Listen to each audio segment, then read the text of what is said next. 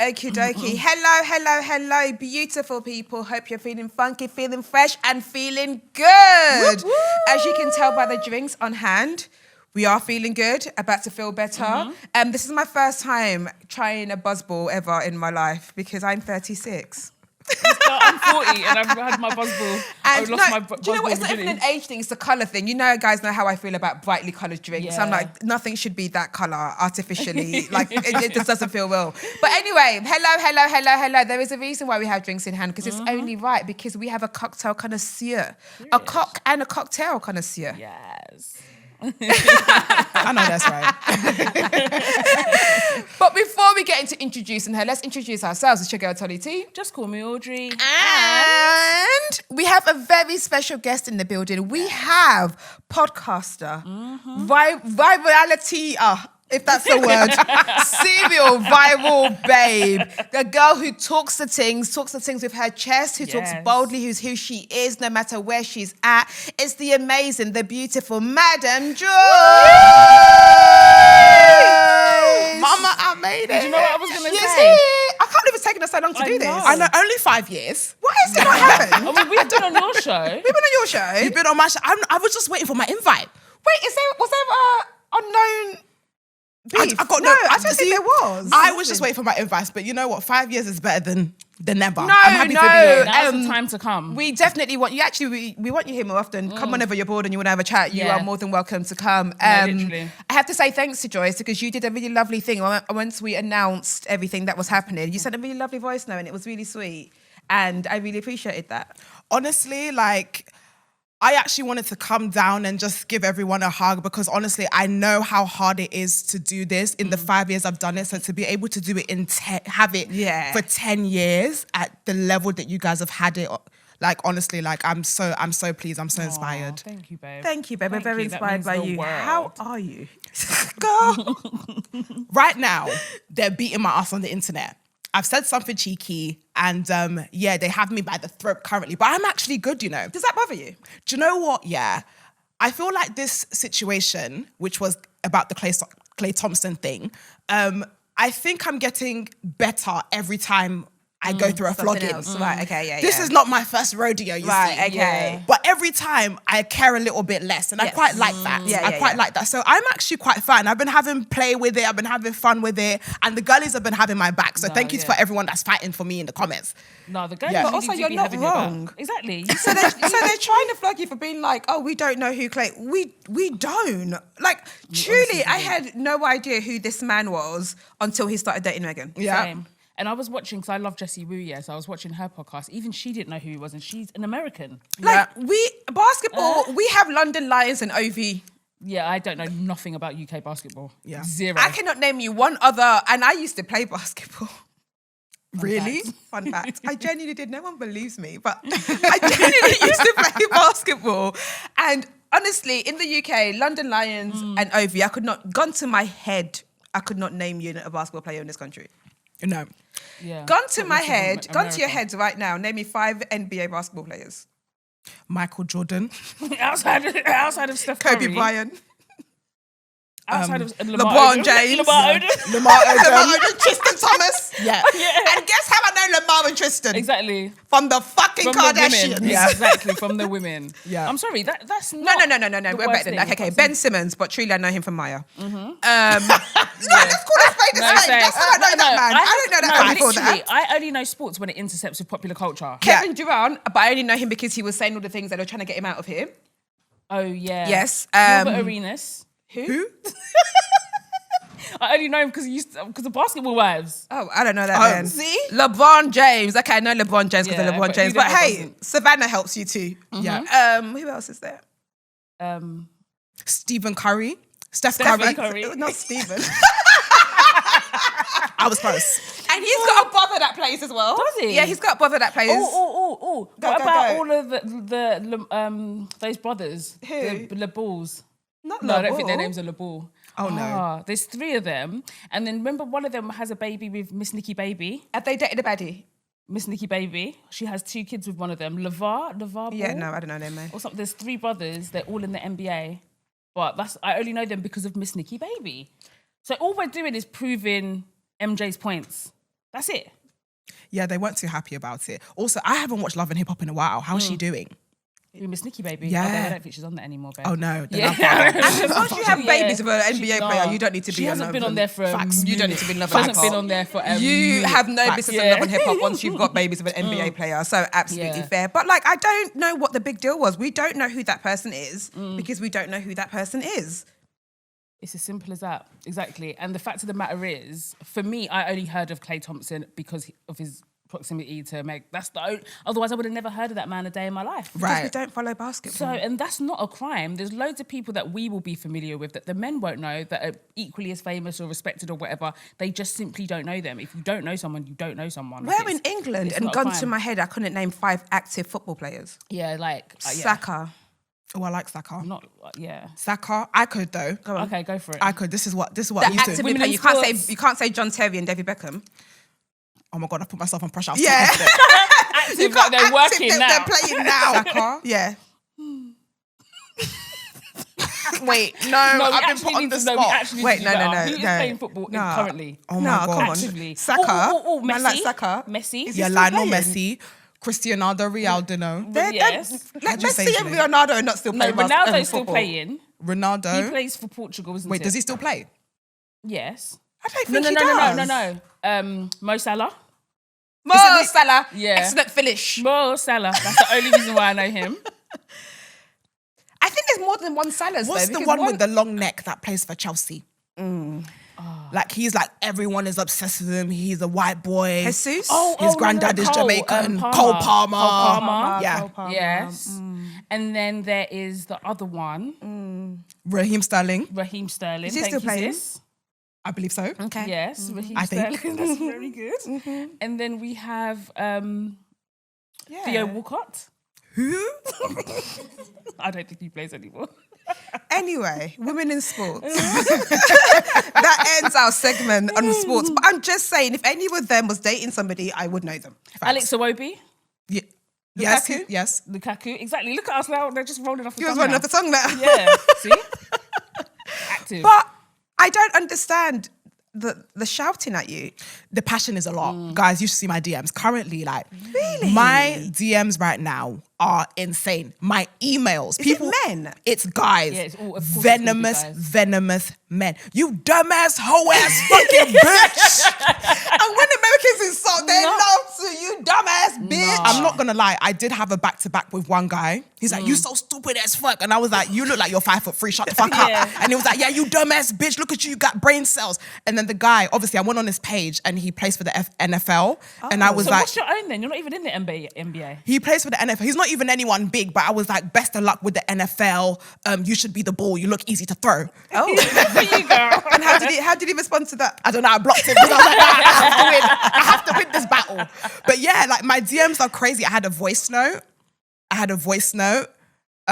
which I did a contemporary dance to because I was feeling the passion. Yeah, fair. Yes, I did a contemporary dance to it because it was very passionate and I was like, this is raw, this is good. But yeah, it's been crazy. But honestly, I really thank God for all the things I've been through on the internet because I probably wouldn't have laughed about this 4 or 5 years ago. Yeah. It was on TMZ, it was on Hollywood Yeah, Unlocked. it's It was, everywhere. yeah, I it saw was it. I saw it made it everywhere. crazy. And also, like, at least like, if you're gonna make me go viral, at least pick a day where I'm looking sexy. You know what? like- That is actually the thing. Yeah. It's always a day you're saying some flagrant shit that you came to the pod, no makeup on. And then you're like, yeah. And then it's like, you ugly bitch. I'm like, I'm not even ugly, man. It's never that. I'm actually not ugly. Give me a It's chance. never that. I literally had to, the following episode I did, which was my reaction, my response, I had to beat my face because I said, listen, Absolutely you fair. gotta know what I'm really on. No, and I love the Absolutely fact fair. that you double down as well because it's so easy to like crumble and then just give in to all of the noise and all of that shit. But you said nothing wrong. So Do you know what I think the rate worst fact thing that you do on the doubled down. internet is apologise?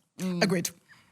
I think once you apologise, you belong to them now. Yeah. Especially when it's not something you haven't done anything. haven't- no one- yeah. no one I died in the said making an of this opinion. video. It's not like, oh, you guys caught me saying a racial slur or whatever. Okay, cool, whatever. But like, I just said an opinion. You guys don't agree with it. Once you apologise, for the rest of your life, they're your master. Yeah, agreed. They are actually your master. Even before that part, they're going to dissect the apology. They're going to say it was written by chat. They're going to say, oh, why was it a black screen apology and not a video? Like, they're always going to unpack it. So you literally cannot win. Agreed. So if you truly meant what you said, which 9 times out of 10 when we're talking we do, the best thing you can do is stand down, like stand on it.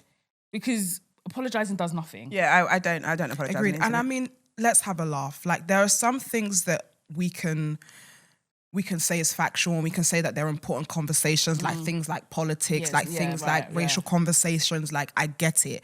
But the passion surrounding the conversation doesn't make any sense. No, not and I at think all. the internet sometimes tries to fearmonger people into conforming to their beliefs. To what everyone else believes, And I think it is something that people should be scared about, because difference of opinion is what makes us human. Yeah. And it's like we're at a place where people can't agree to disagree, or things like opinion, like this is an opinion, is now being painted as fact. It's given, what's that book called? 1984.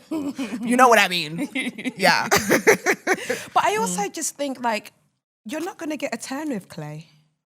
Like, as in, he doesn't know you're supporting him. Yeah. No. Like, he doesn't know you're out there cussing a girl out for him. He's not going to give you some NBA money. You're not even going to get a ticket to his next game. No. Who does he play for? I have got no idea. Oh God. Anybody in the room? I don't even know any basketball teams apart from the Knicks and the Lakers and the Clippers. So I recently found out about this because obviously they were calling me a dumb bitch. So I had to educate myself.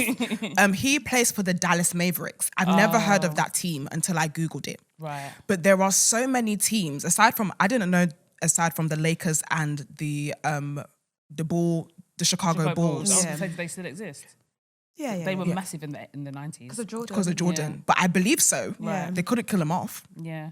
But yeah, there's so many teams. There's loads of them. Like, it's a whole other world. And again, like, I really appreciate the sport, and I'm understanding of the impact that it has in America. But we don't know them here. And I think like, also Klay Thompson, his dad was a famous NFL player. So I think that's what it is. Like, he's the son of this legacy. person and Yeah, his legacy. yeah. So I think that's what's really. But ultimately, they don't care about Clay. They just hate Meghan. That's exactly what it is. There is no deep.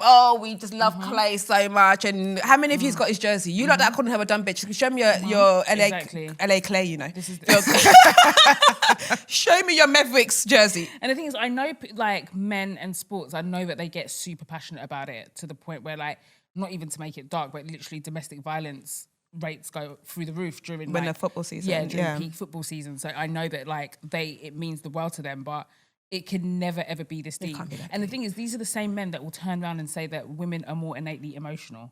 But you don't see us spiraling because they cancelled Sex in the City. You don't see us spiraling over dumb shit. It's always you guys that are deep, deep, deep in your feelings. Like, to pick up your phone and start insulting a random person across the pond As a man. and like, Do you know what I spewing think? I insults think is imagine insane. like being their girlfriend and looking through their phone and then seeing that you're. I'd rather find nudes. No, I would actually rather see that you're No, cheating on honestly, me I'd rather than see see nudes. that you I'm are telling you. messaging a girl on the Like, internet calling them a dumb truly, bitch. I'd like, rather see nudes. are you Like, joking? truly, because what are you actually doing? Yeah.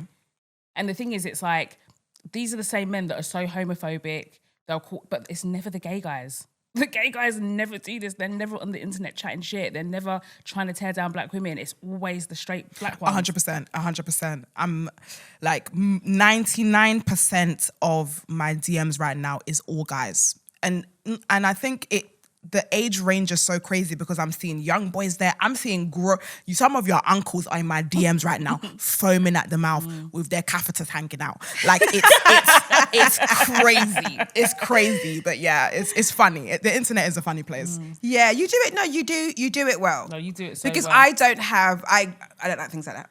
yeah. That I don't like. I don't like being spoken about. Honestly, good or bad.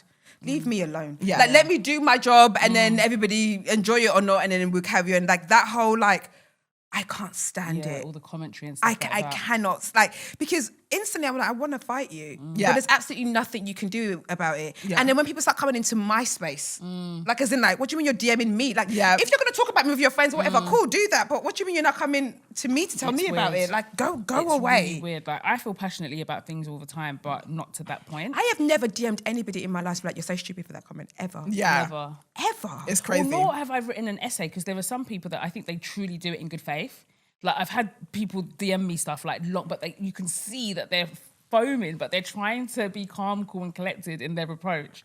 And they do it in the form of an essay, which is usually really patronizing and condescending, but it's essay and it's long and it's just like, I remember that, actually, no, I can't because I'll be snitching. I feel like the person listens to this and they'll know. But yeah, because one time I got a DM from someone because I like used the word incorrectly. And it was like a really long educational piece on why like you shouldn't use this word and blah, blah, blah. And I mean, I took it on board, but I could tell she was fuming when she wrote it, but she was just like, you know, like she deleted it a few times before. She was like, let me go the calm route and see. But yeah, never. I've never done it to someone. I don't care anymore. My favorite thing to do is when I see something that is like really long, because I get those a lot, like the essays. I don't even bother reading it. I just delete. And there's something about that makes me feel very powerful. It's like, oh my God, you spent 1,000 words on me and I just deleted it in 1 second. You're such a loser. Like, I just love it. I love it. My favorite thing is like when I reply back and I can see them typing, but I'll just block them so they can't send that typing. As mid-type. It's very powerful. I'm so like, satisfying. No, who is that going to go to? Yeah, that exactly. message that you're like, who is that going to go to? No, you're just vexed for no reason. But I also believe a lot of them are actually not vexed. I think they do it in Cameron their days. I don't think they carry it. No, they must. It's too passionate. Do you think? Sometimes it's too passionate. You know? I think they do. Like, they I see really they go care. into work and they're like, oh, Madame Joyce. to even contact the person. And we talk about this all the time. Like, you have a lot of time in between certain actions. So that means the thought entered your head. You've now got to go into your Instagram. You've got to search my name. You've got to go to DM. You've actually got to type it. If it wasn't bothering you, in between the time it entered your head and you actually pressing send, you would have stopped yourself. Right. So you must be truly passionate to get this shit off. And the thing is, I can even get my head around the paragraph thing and like, you know, the respectful approach. Still annoying. But the ones that get violent with like verbally violent, that one I'll never, because it's never that deep. Ever. Yeah, the ones that say they're going to beat you, they're threatening to kill you and you hope you get raped. I just find that mad. And 9 times out of 10 as well, the reaction is always worse than what they're accusing you of. Like the thing that you're mad about. I said, I don't know Clay Thompson, but then you said you wish I died. Exactly. I think it's not the same. Mate, it's not the same. The math is not mathing. Yeah. I'm so sorry, it makes no sense.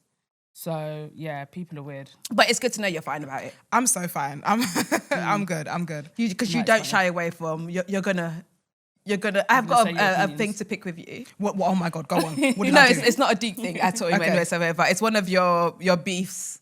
Okay. With Zizi. Okay.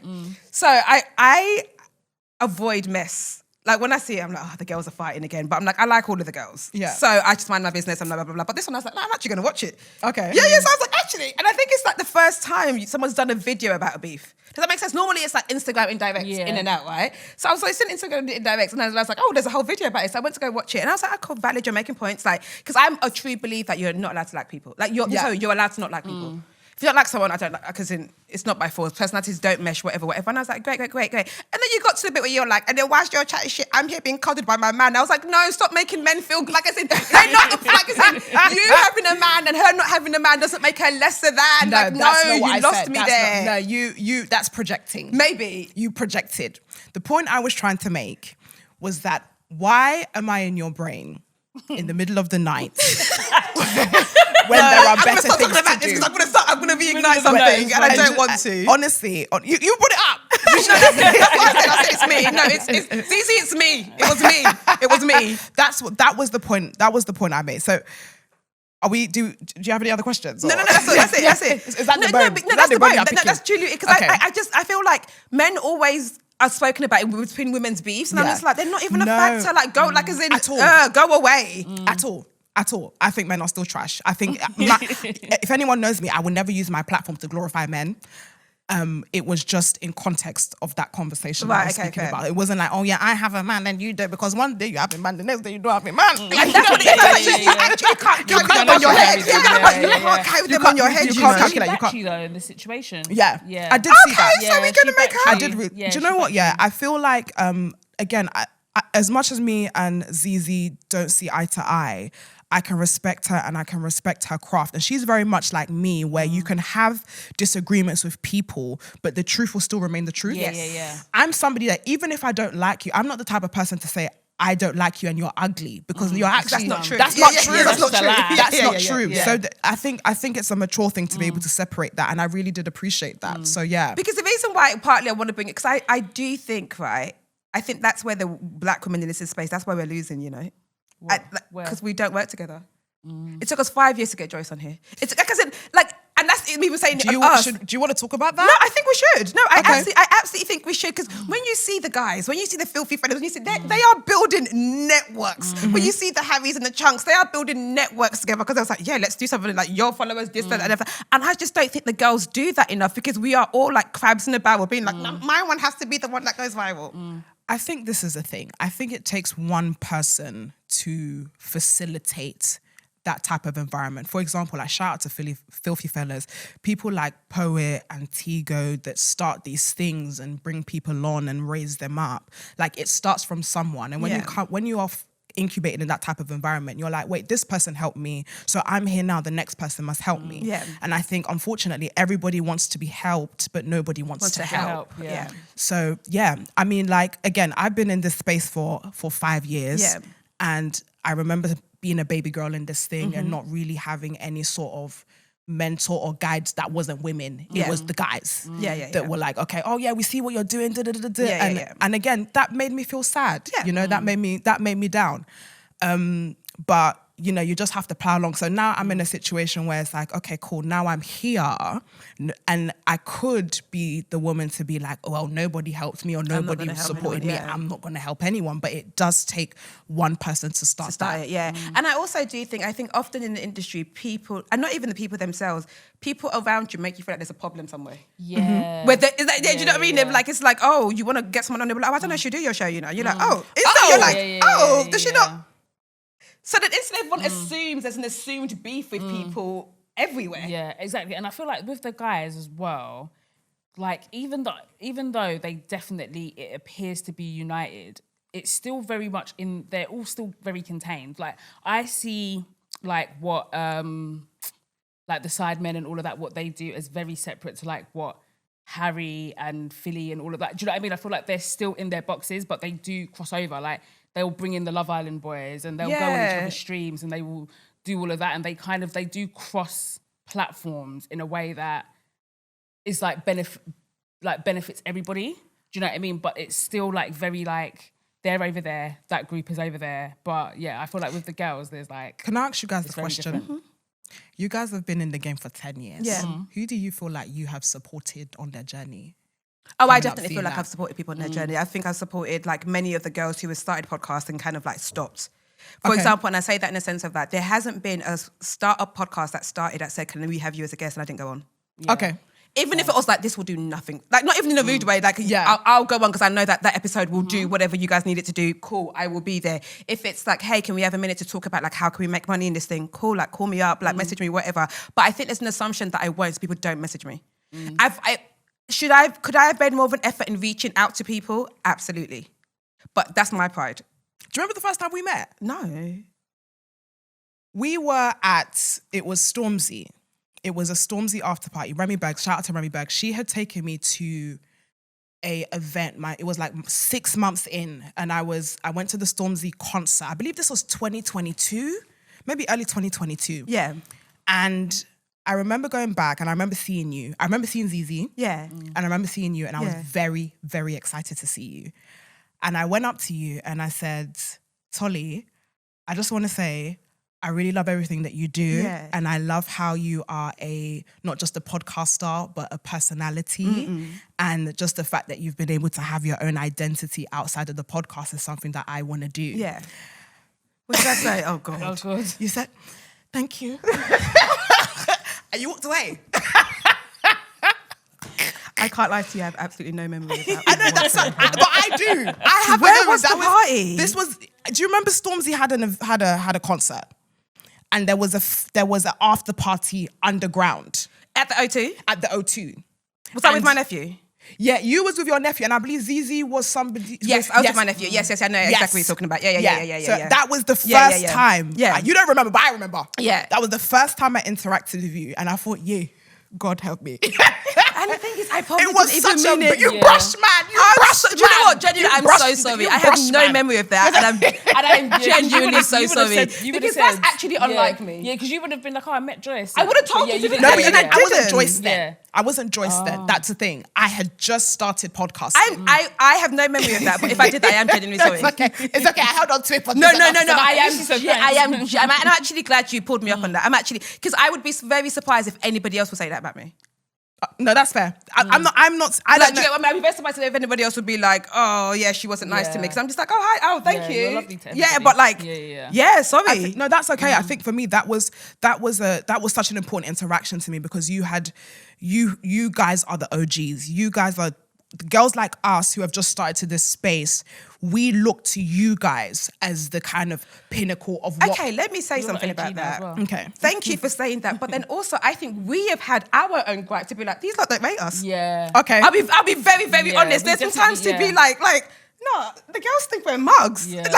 And because we don't play the game in a very, and I don't think this is playing the game. We are not like a clickbaity virality kind of Yeah. thing. We have our core. That's our core. We're not looking for like big moments in that kind of way because our hearts can't take it. It's not, We don't have thick skin. I do not have the thick skin for it, so I don't put myself in a position for it because I will go find you to fight. Yep. And I will ruin my life. Like I said, I will be like, Audrey's like, we've said it before, a girl was chatting shit. I messaged her, I was like, this is where you work. If you don't send an apology to me, I'm coming to you. Like, because I can't. Yeah. I can't feel take it. The girls Yeah. be. Yeah. So I really avoid that kind of thing. So I think we have had our things to be like, yeah, these girls think we're small girls in this thing sort of thing. And there was, because even when we had Madame Adiola here. Yeah, they said the same thing. I never put it down to not being approachable or anything like that. I've always just put it down to like, I've always put it down to like, maybe we seem unapproachable in the sense of like, because some people actually do have social anxiety. Like, I didn't think that was a thing. Like, I never connected the two. Like, when you're visible, because I have the same thing. The first time I actually sat down and spoke to AP, that was honestly, like, she told me that she had like social anxiety. Like, she's not great in like social settings.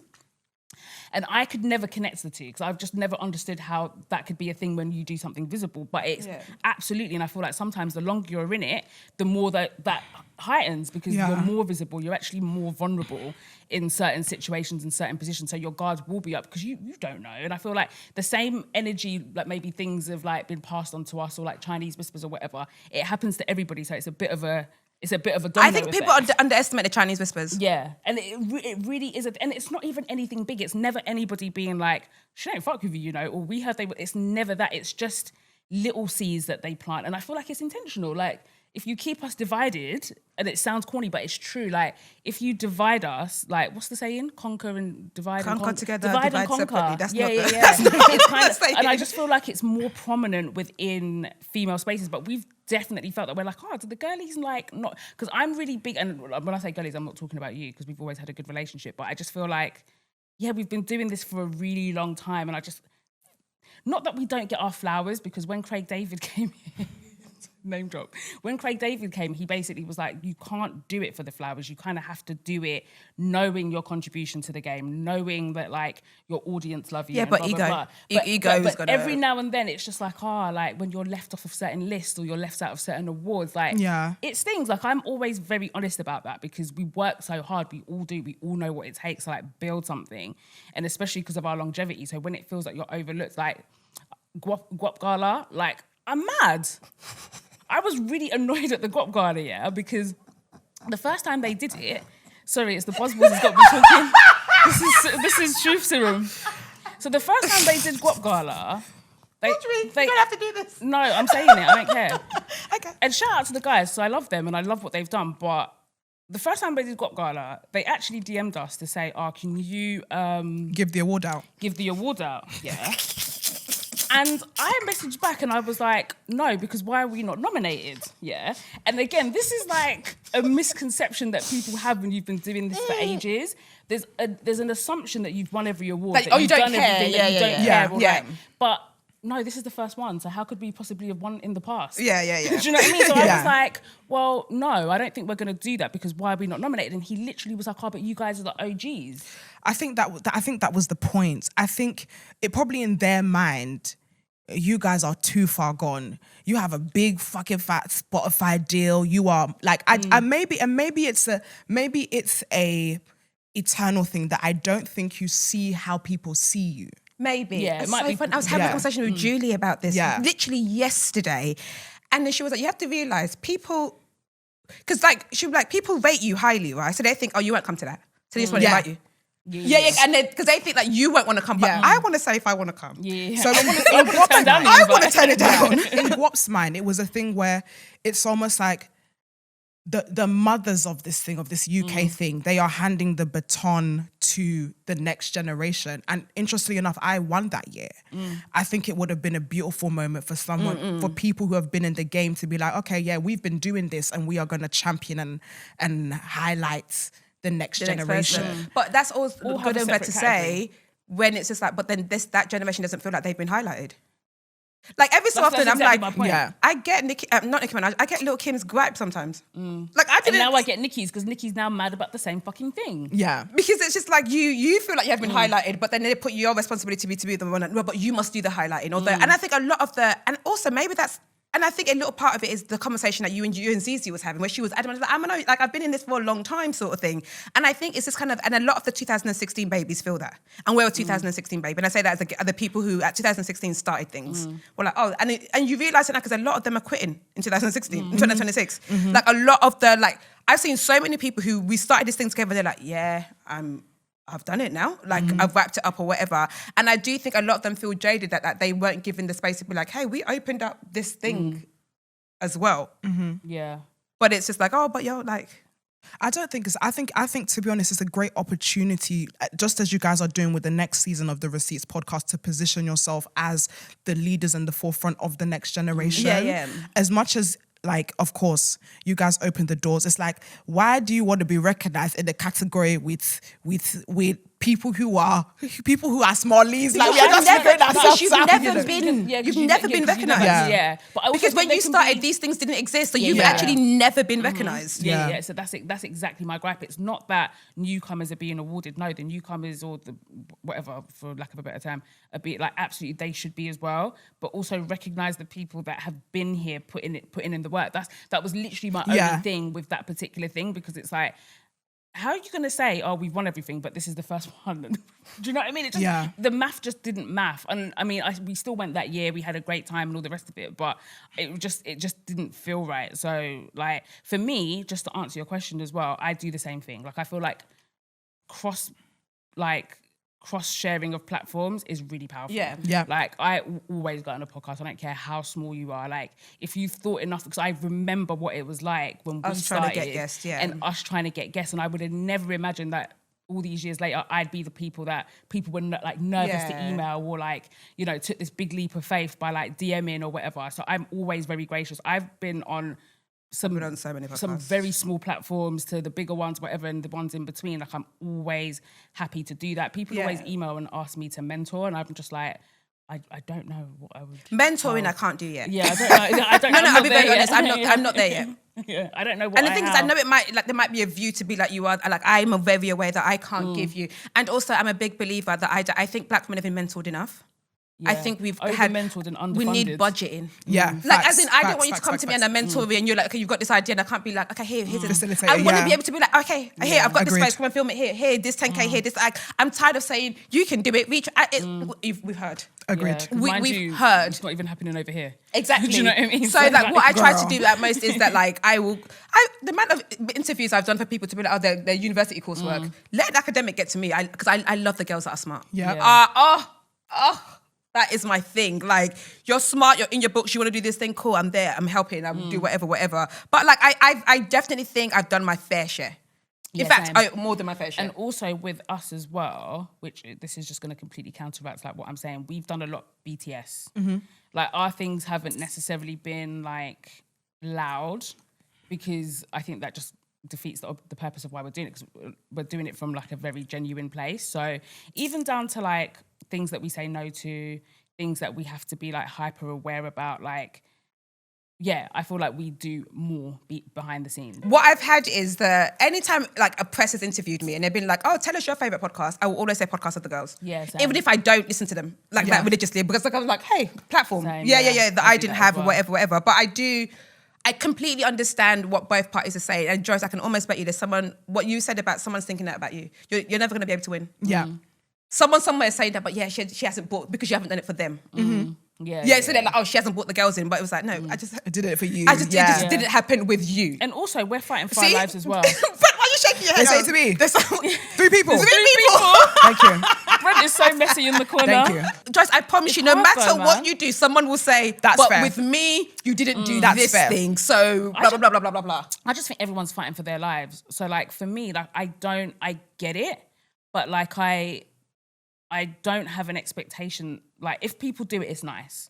Do you know what I mean? But it's just, I get how hard it is in this space. Like you're fighting for yourself and now like people want your like help. Sometimes you physically can't do it because you actually don't have a cup to pour from. Yeah, like, agreed. It really is just as simple as that. And like all that glitters is not gold. Like it's not always that straightforward. But I feel like the things that are simple and accessible and kind of easy, like going on someone's platform, that's not hard. Do you know what I mean? It's not going to take anything really out of your day, but it can mean the world to them, or it can be like massive for them. So just do what you can when you can, man. I agree. But yeah, so what do you think as a community of women, what can we do better for the young ones, for the people coming up now, starting their podcast? What can we do? Let's make a pledge. Okay, this Let's is the put a first thing. foundation. This is the first thing I want to say. I think a lot of people are reliant, and maybe obviously this is coming from kind of my era of podcasting, because you guys are like, you've had a sisterhood. It's just the 4 of you. And I think a lot of people, your show has never been guest reliant. It's always been between you two. I think unfortunately what's happened is that people start a podcast and they want to get the big guests. If you are 5 episodes in, don't call me. I'm sorry, I'm not coming. I'm not coming. You have to earn your stripes. Earn your stripes. I've done a third episode. I'm not coming. I really like people who have come into this and they're coming in consistently. They're coming in with their heart. They're showing up every single week, and they're not relying on somebody just trying to giving them an opportunity. Yeah, okay. So that's the first thing I would say. I just want to lay that out there. Okay. I think for me, it's, and from my experience, is working and creating something that people believe in. And if you create something, you create a podcast and you are consistent enough, the people that are supposed to be there will be there. 5 years later, I'm at the Receipts podcast. Eventually I got there. You know what I mean? It took a while, but eventually I got there. But have you never said, there was a time I probably think you wouldn't want to come. But why? I don't know. Like, in actual honesty, what, I though? don't. Because I think even when you asked us to come on yours, I think we were like, oh gosh, that was our reaction. It was like, oh, was gosh, it? us to come on. I don't know. I don't know. Maybe I was just shy. I don't know. I think that it's not as like when you have proximity to people, it feels easy, but it's still the same level of etiquette as what it would take if it was anybody else. Yeah. Do you know what I mean? I think it feels easy because we have proximity, because we're at the same events. We're in the same flipping building. Yeah. But that's why when I asked you, I was like, do you want me to talk to a producer? Because I know some people are like, oh, Yeah. don't just message Yeah, me a DM, yes, blah, blah, blah, blah, blah. yeah. That's Girl, what you was I'm like, upstairs. do you want me to have your email and talk to a producer? Because I know some people are No, some like, people are, you know. yeah, can you talk to my producer? And I'm like, really? And I don't take it, I mean, sometimes people are busy. Sometimes people are going through things in life and it's not the season and it's not right now. Sometimes people's kind of like interests are not, they're not aligned. Yeah. And that's okay, but that's what I'm saying. I think I'm now in a position where the buzzball's whacking me, I can't lie. Same. We're about to get real deep. I know how many years. I was looking at you. I was looking at you. I'm like, that's some started deep. your nails, we're doing I'm like, this. that's some deep shit, sis. They were like doing that. And I was That's like, some deep shit. I was just saying some shit. I can't lie. The buzzball's whacking me. No, I'm literally sweating. I've got my hat and my sweater vest. I can't take this off I'm because this top literally, is crap. I think my wig the is season is lifted. over. I can't even take my cardio. I think my Okay, wig is okay. lifted. That's some deep shit. Get it together. Serious, guys. Get it together.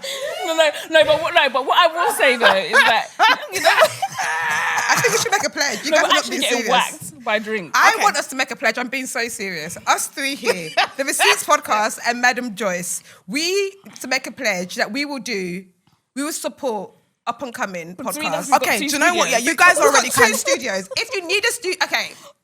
don't. Talani, please. No.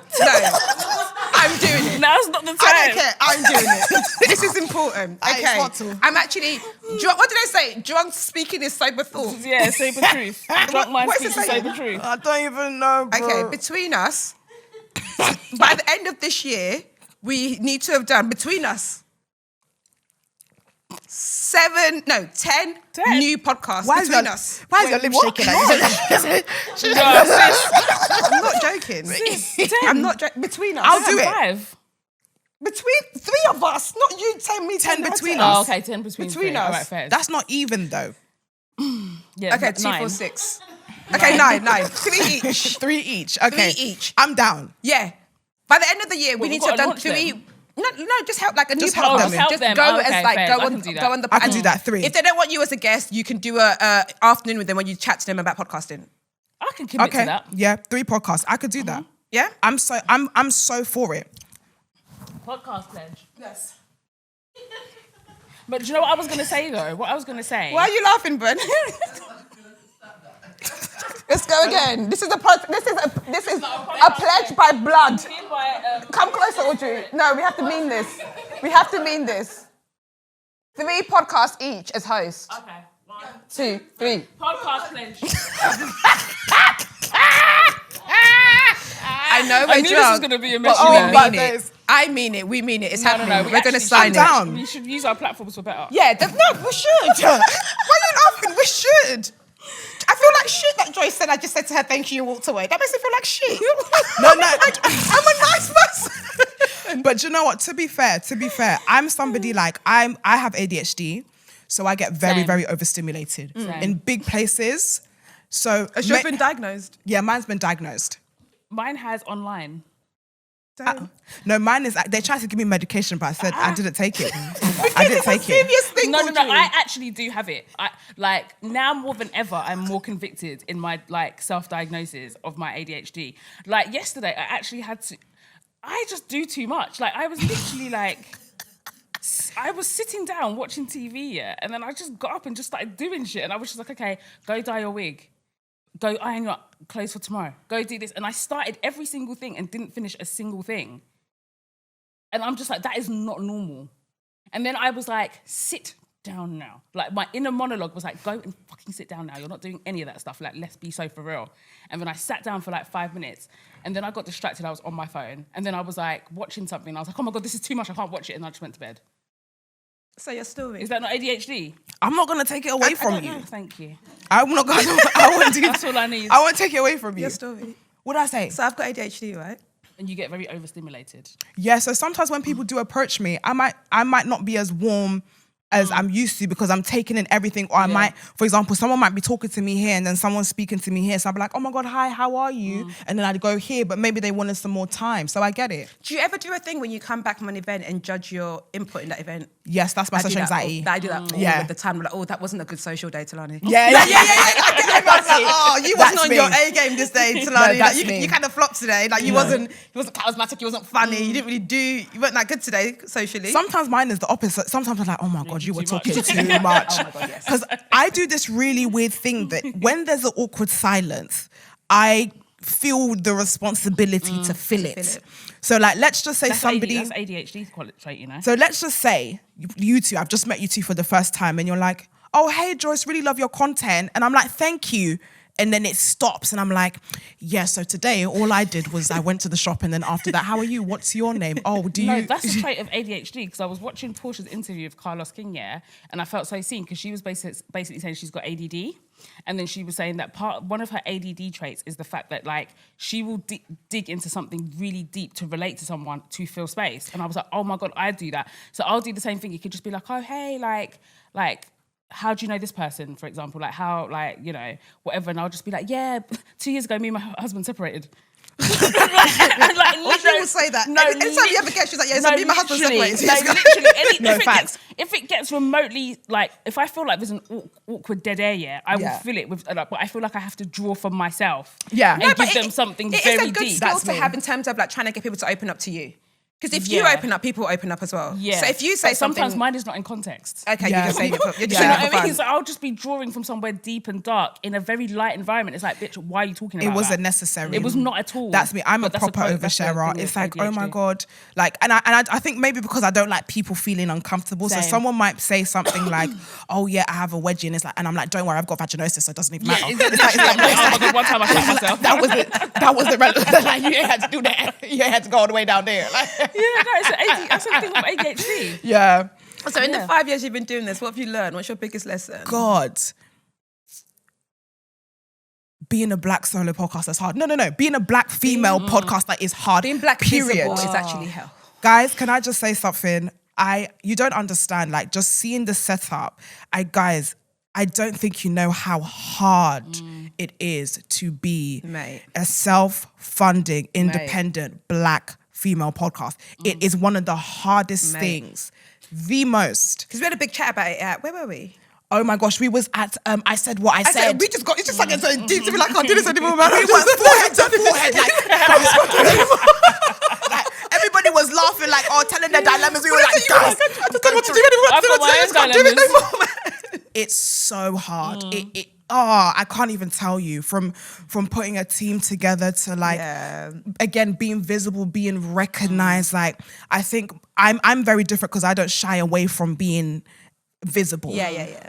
But I've had a lot of flogging in the process of just wanting to be seen And just existing sometimes and as existing in my authentic self. Yeah. It's so hard, guys. How do you deal with people, like when like your fans and stuff recognize you?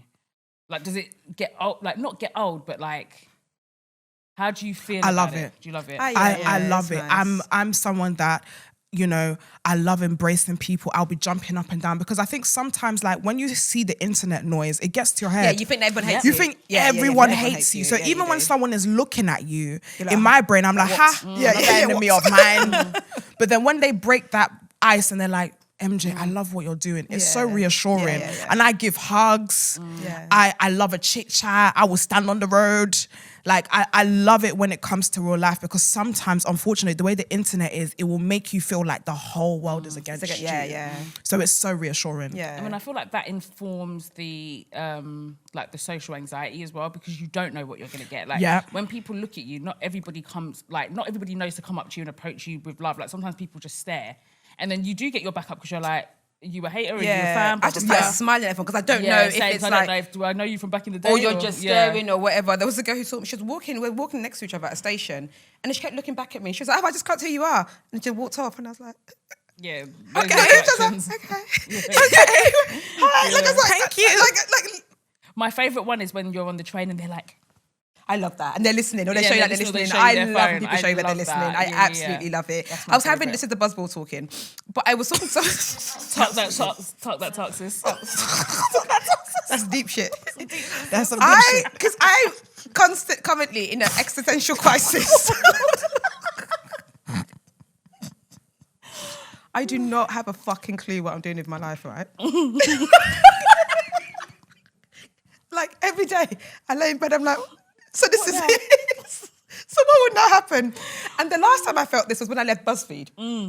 I was like, I have no fucking idea. And it's because for the longest time, do you know when you work for a big name, it's part of your identity? Yeah. You know that opens doors for you. You can be like, oh yeah, like, oh, I work at BuzzFeed. You know that because that's going to get you things. If you work for like the Apples of the world, the big names of the world, you know that no matter where you go, you can just say, I work for this person. And then I started thinking, I was just like, okay, so when you stop posting the receipts, who the fuck are you? That's what I want to know. I was saying to my friend, I was just like, wait, so when no one's going to be like, oh, you're Tolly from the receipts. You are, because you own it. And then that's what, and speaking to my friend, and she was like, but remember, you started the She was like, it's not the same. It's not Apple. It's like Steve Jobs leaving Apple, may he so rest in peace. Yeah, isn't it? Eternally. Yeah, and then be like, oh, hey, man. Why I'm actually sweating. Why? Why? I didn't realize today was going to be hot. I can't lie to Same. you. It's girl. actually really hot. And this is how bad things are in my life right now. 22 Everything degrees. I'm wearing was on the floor. Yeah, I just picked up what was on the floor in my bedroom and just said, you know what? That doesn't need ironing. Oh god. I'm wearing Birkenstocks with this outfit. I'm finished. Oh, I'm Yeah, sweating so I a was lot. the like, story. So what are you gonna do? Like, as in, Great question. and I'm gonna feel it if I go somewhere and it's like I'm not getting invited anymore because I'm not from the receipts anymore. But that's the good question. What are you going to do? I don't What is fucking know, life- Joyce. What's life after? Because honestly, you guys have been doing this First for of all, 10 you years. will always be Tolly T, owner of the Receipts podcast. Yeah. Yeah. Okay. Do you know what I mean? Like, Okay. no one. I feel like it's different. If You promise? I promise. If you worked for somewhere and then you leave them because now you're disassociated from that thing. Do you know what I mean? Mm-hmm. But yeah, they're not. But no one ever came up to you and was like, "Hey, host of Receipts podcast." Do you know what I mean? So now Yeah, they'll I just guess be like so. Tolly T from the Receipts podcast. I will draw from 2022 Madame Joyce. Yeah. That got Ed. You have to forgive What's me. always been phenomenal. you Now have to forgive me. Now forgive you. I think what's always been incredible about you, and it's very hard for podcasters, Tolly T is before the receipts. You exist outside of this. You're not somebody that is embedded. Like there's some podcasters that they know the name of the podcast before the individual, but the way you've built your brand is that Tolly T is first and everything else is second. It's Tolly T the writer. It's Tolly T the podcaster. It's Tolly. So do you know what I mean? So String to you or both. it's just receipts is just another line of who you are, and I think that's something that's incredible and is very hard to do. Which is why when I said it, them days, like I really mean it. It's very difficult to stand on your own and just have this massive business as a part of you. You are you first. That's Thank so you true. for that. Appreciate you. That's okay. Love you. Love you. Thank you. You have also doing amazing things. No, you don't need to say it back to me. You know them ones where it's like we're back in the girls' bathroom now, where it's like, oh, you're so cute. Yeah, you're so You're cute, so and, man. cute. And I go back to no sis. No, but you do really well. Like your clips do crazy. No, truly. Like, and they really like reach far and wide. Like, and your comments are always popping. Do you know what I love about you the most? You love it. And like, Yeah, I love yeah, people yeah. who love it. Yeah, I think I you own it, DM'd you yeah. at that video where I'm not Zlatan. I said, Joyce, please give me a break. Because you love it. You own it, yeah. Yeah, you're like, yeah, this is what I'm doing. I love it. I am who I am, and I love it. I think it's either you love who you are, you hate it, or you allow people to hate it. I think since the very beginning of me being a podcaster, I've always come authentically me. Yeah. Like I've never pretended, and I've always been very vulnerable with the stories I tell and who I am. And I think if people allowed me to hate who I was portraying on the internet, that means that they would allow me to hate myself. Yeah. And I love myself. And I think generally the world always wants to try and peg down The and world hates anybody who push loves themselves. Yeah, especially people women, who love Especially themselves. if they don't give you permission to. Yeah. But we don't like you, so why do you like yourself? Yeah, exactly. And I think that's been the premise most of my career. Like, I can't quite fathom why you are so confident because everything around you, society has told us that is uncool. Yeah. I'm a black woman. I'm a dark-skinned woman. I'm bold. I'm big. And these are the type of things that people will use to attack someone to make them feel small about themselves because they don't fit into a certain archetype. Yeah. But for me, I've had to grow into loving myself, knowing that there's noise around that. And just, have to ignore the noise, you just have to ignore the noise. And again, I always say confidence is a muscle. Every beating and flogging I've taken has made me stronger, has made me more confident in myself. And there's not going to be time, there has been times where my confidence has wavered and I felt shit about myself. And I sat down and cried and thought, why does everybody hate me?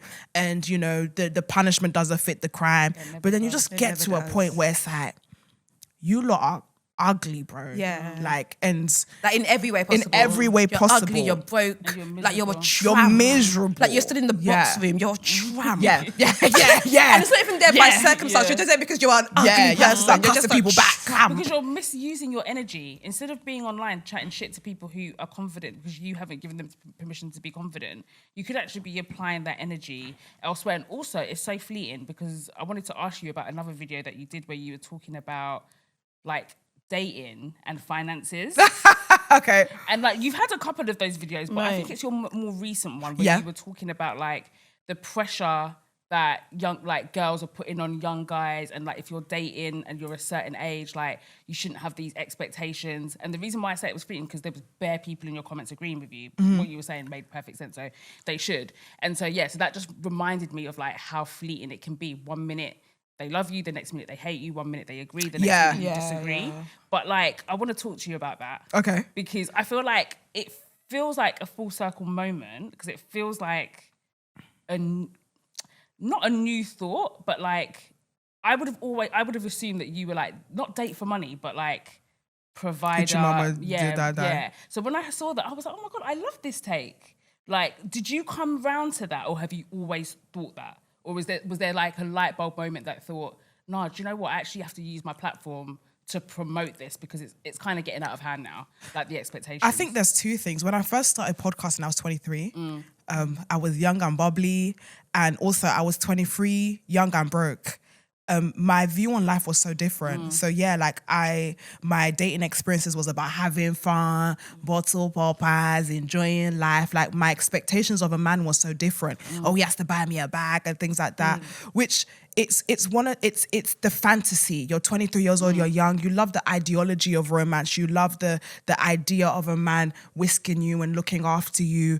But I think as I got older, life has changed. You now have your own business, you start making your own money. Those type of like expectations on what you think you know about dating now changes.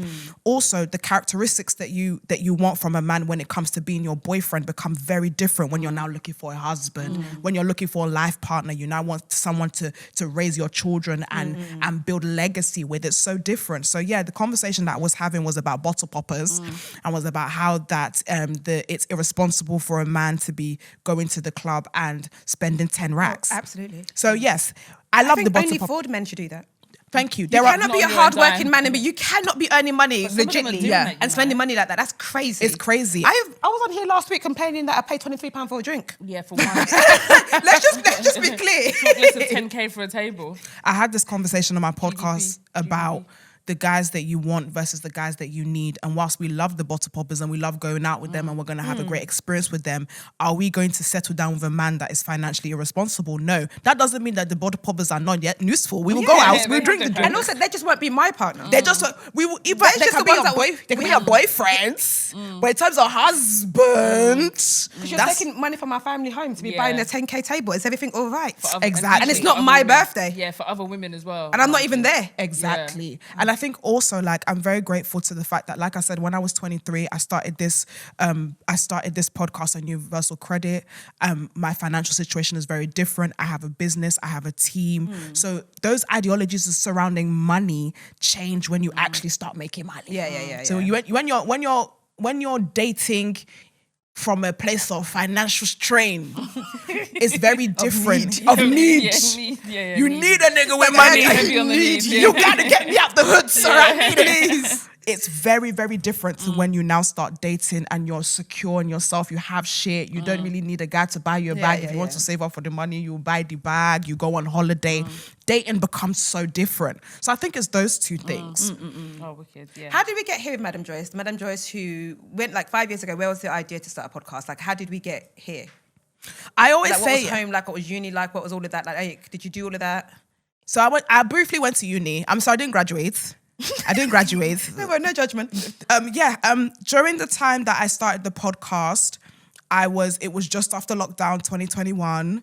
Oh God, really? Yeah, 2021. And it was supposed to be some sort of like emotional escape from the very miserable life that I had. I was like £2,000 in debt to my landlord, buying clothes on Klarna, going out and using my... Did you move rent. out home early? Yeah, I moved out home early.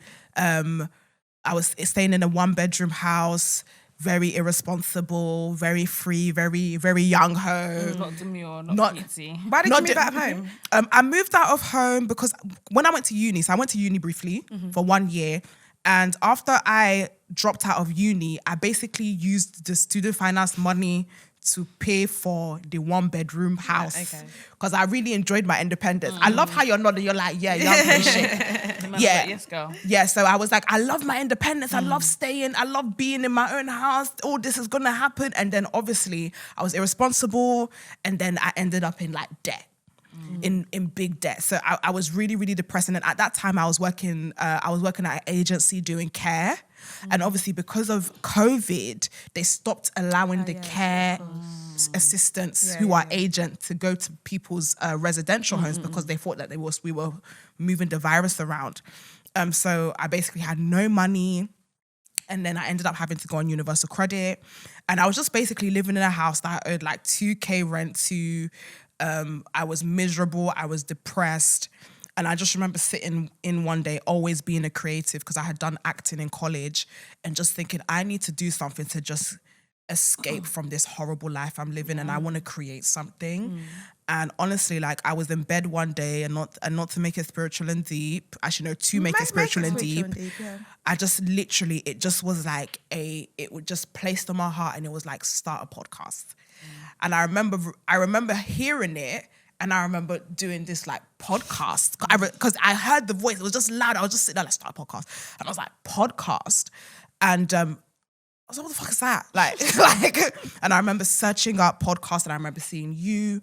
I remember seeing 90s Baby. There wasn't many at that time. Yeah. Did you have a following before? No, nothing. I literally had like 3 pictures and 200 followers. I wasn't anyone at that time.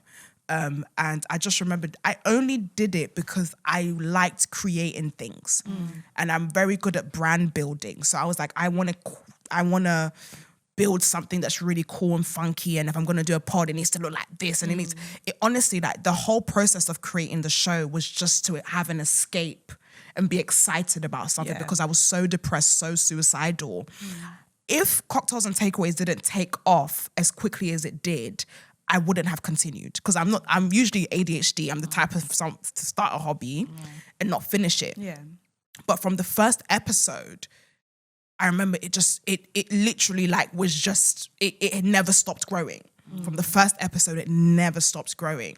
And yeah, it was a passion point. Even the name Cocktails and Takeaways, it was how do I encapsulate a moment of when I feel my best? And when it's having cocktails with your girls, or when my girls come to my house and we have a takeaway and we order pizza and we really get into the gist and the talk. And that's why the name is the name. It was everything that I was trying to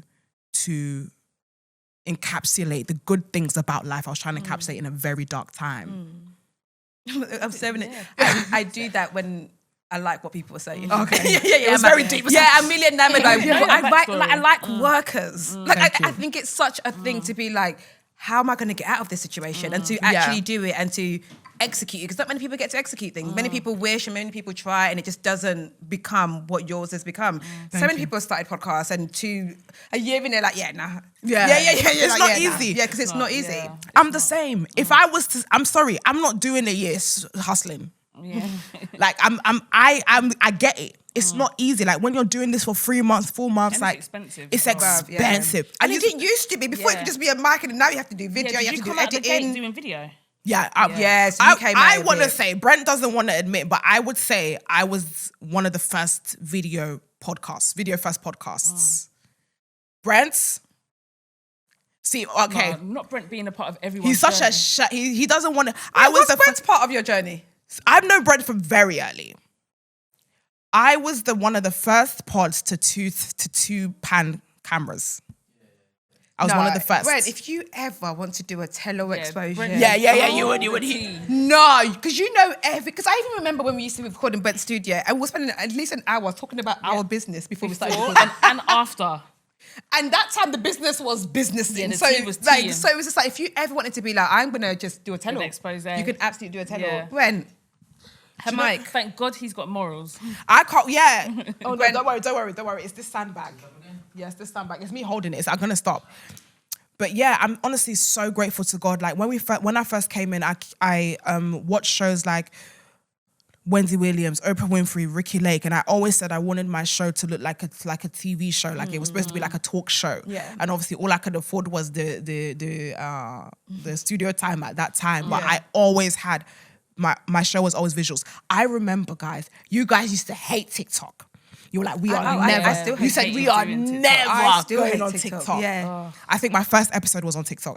I was dropping from the get-go. But No, yeah. you're doing, you Yeah. did all of the right things. Yeah, And I always yeah. say that's my biggest critique of us. We didn't move the time quick enough. Yeah. That is always Yeah. my biggest critique. We should have jumped on video earlier. We should have jumped on socials earlier. We should have done all these things earlier. But again, I do think, because for the longest time we didn't want to do YouTube because you were like, oh, we don't want the comments. We were really scared, we yeah. were really scared and Yeah. paranoid about like public opinion. And because a lot of the time, I think when we first started the podcast, a lot of it was quite self-cannibalizing. It was a lot of it like, this thing's happening to me, my dad is not here, and I don't know what to do. I hate my, like it was a lot of like, we were Vulnerable. bearing We were our faceless soul. as And we well. were, because we were faceless, that was quite easy to do. But then when you become like a face and someone can clip you up saying that like, I ain't had no daddy when I was growing up. And now you're uncle and just funny, like, I wanted your daddy too. So it was all of that to be like, we were just so aware of our families and of all of these things that had to do with it. So I think, yeah, you were absolutely right to be like, here's where it's at and here's where it should be. And you smashed it. Thank you. Like thank you you. absolutely smashed it. Thank you. And I think there is that thing of to be like,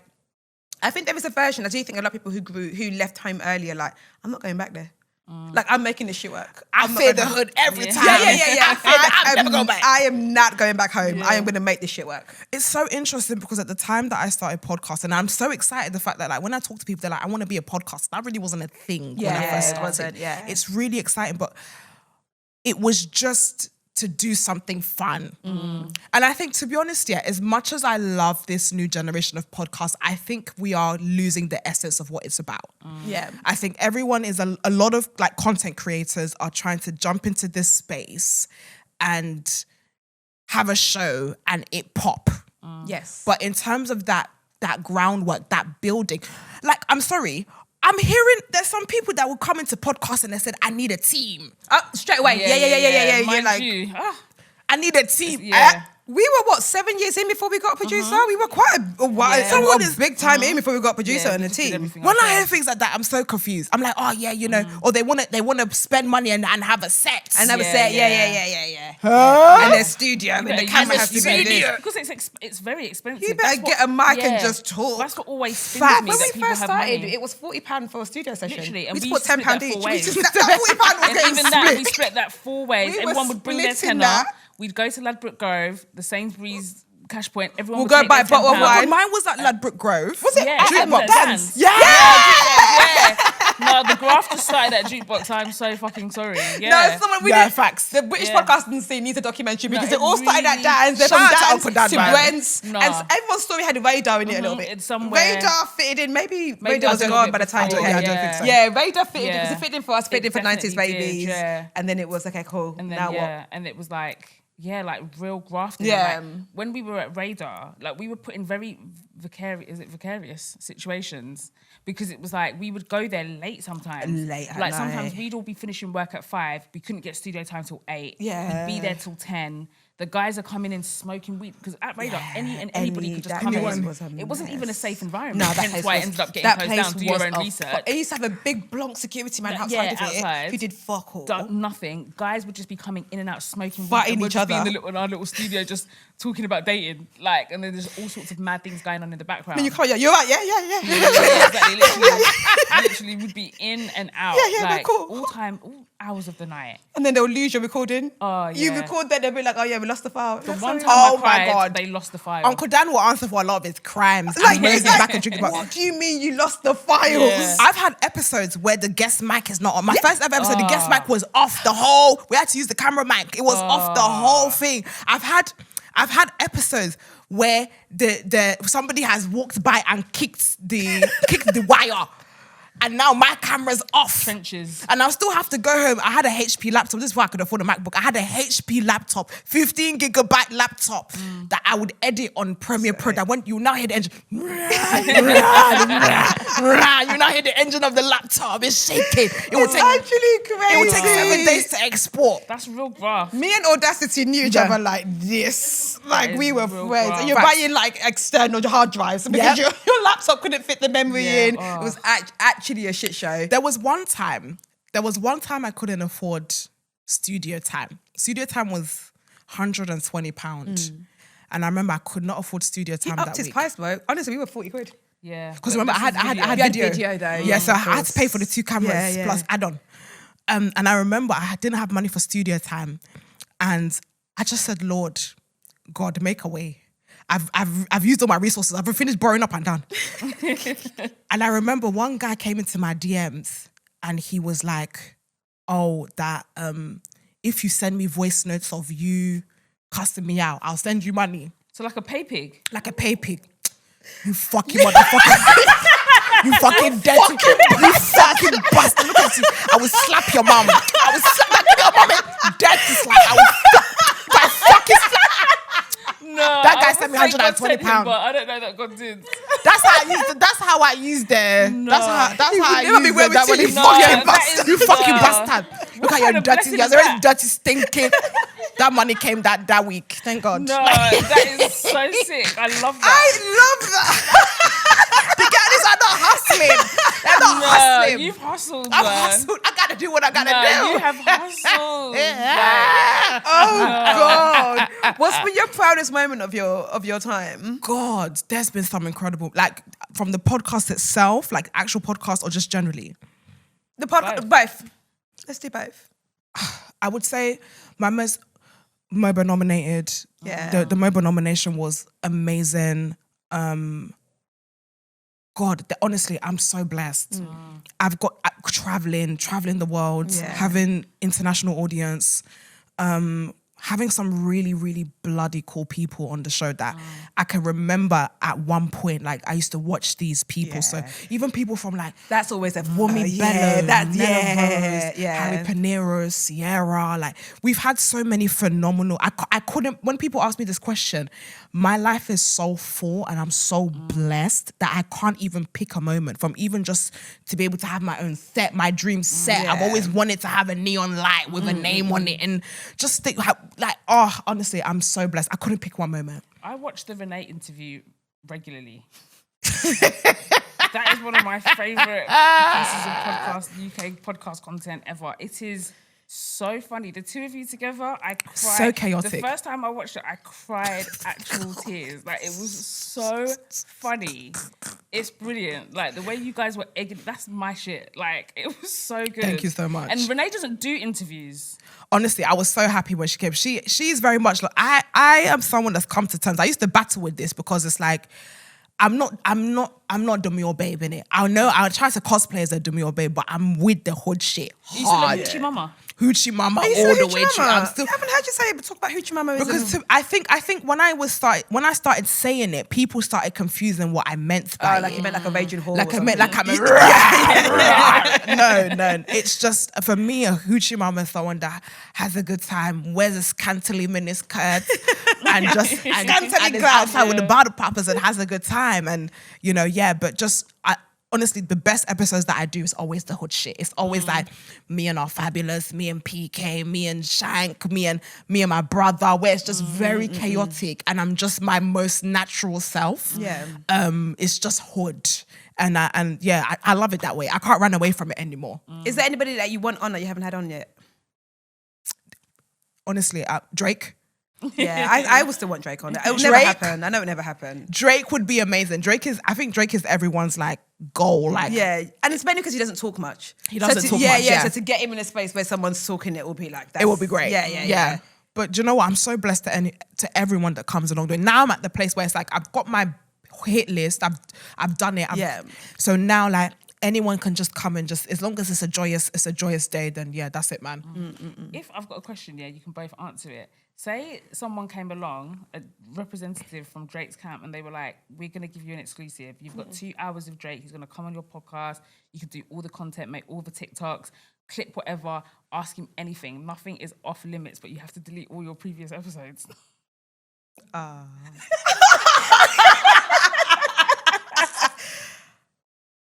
I'll do it. I'll do it. Do you know why the reason why you can do it is because it's just you. I won't do it because I feel like I'm fucking you over. Do you know what I mean? To delete all the previous episodes is deleting all of Audrey's work. Yeah, I'll still do it. If I did it, if it was a podcast just mine, I'll do it. Because I know that's my career going, phew. No. But I'd be like... I think we should do it. Wait, so we'll be both... Yeah, no, both of us. Yeah, both of you. Cool, yeah, Yeah. I thought you meant just me. No. Oh, both of us, yeah, or cool. whatever, Yeah, let's delete it. Sorry, the files are corrupted. Yeah, man. My life is different. That's different. Yeah, that's a different kind of like platform. Drake has now, the innit? Midas Audrey, touch. that is... Everyone in the world is going to watch that. Even 4 if it million was views the in worst an hour. interviews ever, people still watch it because it's a Drake interview. He doesn't do interviews. Doesn't And do you interviews. can ask him anything, nothing. And it won't be a bad interview. Yeah, it won't. No, and you can ask him about his kids. You can ask him about Rihanna. You can. Why ask you him say about kids plural? You got to? Kid. Okay. Kid. You can ask him about anything, but you have to delete all your previous content. What would you ask him? What would be the one question you guys ask him? I want to know how he deals with like. What I want to know is how people deal with like this thing where they love you so much and then they turn on you. Like that's always my thing with Drake. Like I always just find it so, and I know he's done some problematic things along the way, but I never understand how people forget how much joy he's injected into our lives. Like how do you forget that so quickly? I think I'd want to know how many of these rappers girls he's really fucked. Thank you. Because, let's be honest. Yeah. I mean, what's all this deep shit? Let's get to the who of the rappers girls have you fucked? Because why do they all hate you? Like, as in, tell me. Give us the names. Give us the real Tell tea. me What you're whose talking wife about. you fucked, whose wife you said How's that your was. emotional state? Yeah. Fuck all of that. Who did you fuck that they're all so angry? No, Because you fucked their wives. That's why they're so angry at you. It's the Whose buzzballs wife that did got you me fuck? deep, man. Comments all the deep and I'm like, nah, we need to know the real tea. He's like, I can do anything and it's going to fly off. No, you can literally ask him anything. I need to know his girlfriends and wives you fucked. Yeah, agreed. Yeah, and he agreed. says all the names and all Yeah, the I want you to say Agreed. all of them, Rumors are true. every single one of their names. Who is Yeah. it? We need the hot Tell tea. me. I want to know. We need Do you the think hot it's true tea. about him and Kim K? Yes. That they fucked. Yeah. Yeah. Allegedly. Do you think? Yeah. Allegedly, yeah. I think they did. That would be mad. Why would it be mad though? Because of Kanye. Yeah. And so? Because I think Kim is just like me, that I'm not letting an opportunity pass. No, do you know what? Kim strikes me as someone, if she fancies someone. You think the opportunity comes along, I'll be like, oh, it's not good. No, it's good. Like, Do you know I what, must. yeah? I heard the story about Drake years ago from like someone who I know, a friend's friend who was like a groupie, like proper the preference groupie, gets into all the parties or whatever. And she said to my friend, and my friend told me that apparently Drake's dingaling was so big, Apparently it's big, yeah. she actually couldn't even do it. Yeah, apparently it's a wham. Oh, has he got a biggie? Apparently it's wham. I've heard it's wham. It's Oh. massive. Who's calling my phone? Who calling that shit? I've heard it's wham. Wow. Why have you heard it's wham? I don't know. I've heard it's wham. That Yeah, I've his heard it's dingaling wham. is Yeah. And also he looks after the girls he fucks, man. I can't lie to you. think. Another thing I'd want to know. Another thing I'd want to know is that I'd be knowing. Is that hot No, you'd be sauce knowing. story. I'd want to know about the hot pepper story. Is that true? What hot pepper story? Where apparently he put hot sauce in a condom so that the girl couldn't steal his cum. Fair, I'll do that. Yeah, because apparently that kills like semen straight away. So this girl, like he had sex with this girl, and then she went to like sneak and get the condom And but it was inseminate too late 'cause herself, There was yeah. hot pepper in there already. There was pepper sauce in there. No, she inseminated herself. Did she actually And do that, it? yeah, and the hot sauce, yeah. I heard that story. She actually put it in her vagina.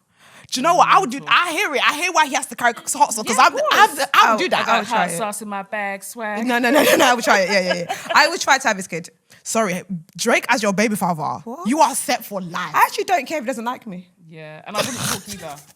I see swear how his down. baby Do you know I'll mum- never tell anyone? I won't tell anybody. His baby mum does not talk. I I swear rate her down. so Yeah. highly. Yeah, I won't say a He word. retired her. She was I doing won't say- OnlyFans. He retired her straight I away. thought she was an artist. No, Yeah, she is yeah, an a porn artist. star. No, she was No, a porn she's star. like a drawer. Yeah, because She's you could. multi-talented, but she was a porn star. She was a porn star, Oh, and then I she didn't know required, and now she's at home just painting. Yes. No one is buying the Tap into your painting. talents I'll when do you- what- I'll when do Drake is paying your whatever. bills. I'll actually do whatever. Wow. I'm hoping that this whole NBA saga puts me into the algorithm of Yeah, of you know those the right people. I people. think it will, you know. It definitely will. I think 'Cause you there's gonna be will. one guy that's just like, oh, that turns me on. Because do you know there's that guy that plays basketball, Tokumbo? Tokumbo. I swear to you, there is a Nigerian guy called Tokumbo that plays NBA because the Americans always fuck up his name. It's either NFL or NBA, one of them. And is he the one who's NFL. An interview? And That's NFL. It's NFL, to be fair. His name is Adetokunbo Ogundeji. Because I know that because the Americans finished that boy's name. What they say? How they say it? Whatever they want. They finished. And so, as someone who is called Tokumbo, I'm very offended by it. Do you have a Nigerian name? I do. What is it? You don't care. Your mum is a bad bitch. Joyce, that is such an old lady bad bitch name. Why is it old lady? With the gold teeth and the tattoo on her breast. and the rose tattoo. Yeah. Wait, why was it old lady? No, why Ronke is an old lady name. Is it Ronke? Ronke. I do not even remember Ronke. No, I didn't know that that's how Nigerian names worked. Like they were old ones and No, young it's ones. not like old, but it's like trendy, isn't it? It's not common for young people to be called Ronke. Yeah. Oh, is it? Joyce, how many Ronkes do you know? That is not 45 and over. You know, 50 fair. and over. Mm. It's an auntie name. Yeah. What's yours, Tokumbo? Tolani Nigerian. I don't have an English name. What's yours? Can you say it? What, my Ghanaian name? Yeah. My name is Nanama. Nanama. Oh, that's Nana beautiful. means oldest and Ama is because I was born on Saturday. You don't even use imagination. No, everyone's got the same name in Ghana unless you're from the different tribes. Oh, yeah. But yeah, Ama is Saturday, so I was born on Saturday. And Nana is because I'm the Ama. firstborn. Nanama. Yeah. But my daughter, she's half Nigerian. Her name is Temi Tope. Oh, nice. Yeah, that's her Nigerian name. Temi's yeah. a nice name. Temi's a nice name. And you can I like English Tenny it. as well. Tenny is nice. Yeah. You can Englishify them names. Yeah, Temi Tope. You don't need to Englishify it. Yeah, you don't. Just- No, you can say you can't. You can say yeah, it. yeah. To be honest, I feel like we need to start. I don't like when people minimize their names or they try to like make it palatable. Yeah. You're gonna know the 3 syllables. If you've got 5 syllables, you need to know every syllable. I had to stop doing that because I remember one time being like to a Nigerian, Talani. She said, Talani. What? She was so pissed off. Talani is what you're saying, Talani. I was like, sorry. But it's all the years. forgot where I was for a it's minute. all the years of being in England and you just have to say that to get away with it. But That yeah. reminds me of what Dami was saying in that interview where eventually he just told his teacher, just call me Dami. Like that's kind of like how Dami... What's his full name again? Because it's not Damilola. It's not Damilola. It is... I don't know if it's Damilola. I don't know if it's Damilola. Did you Yeah. watch the interview?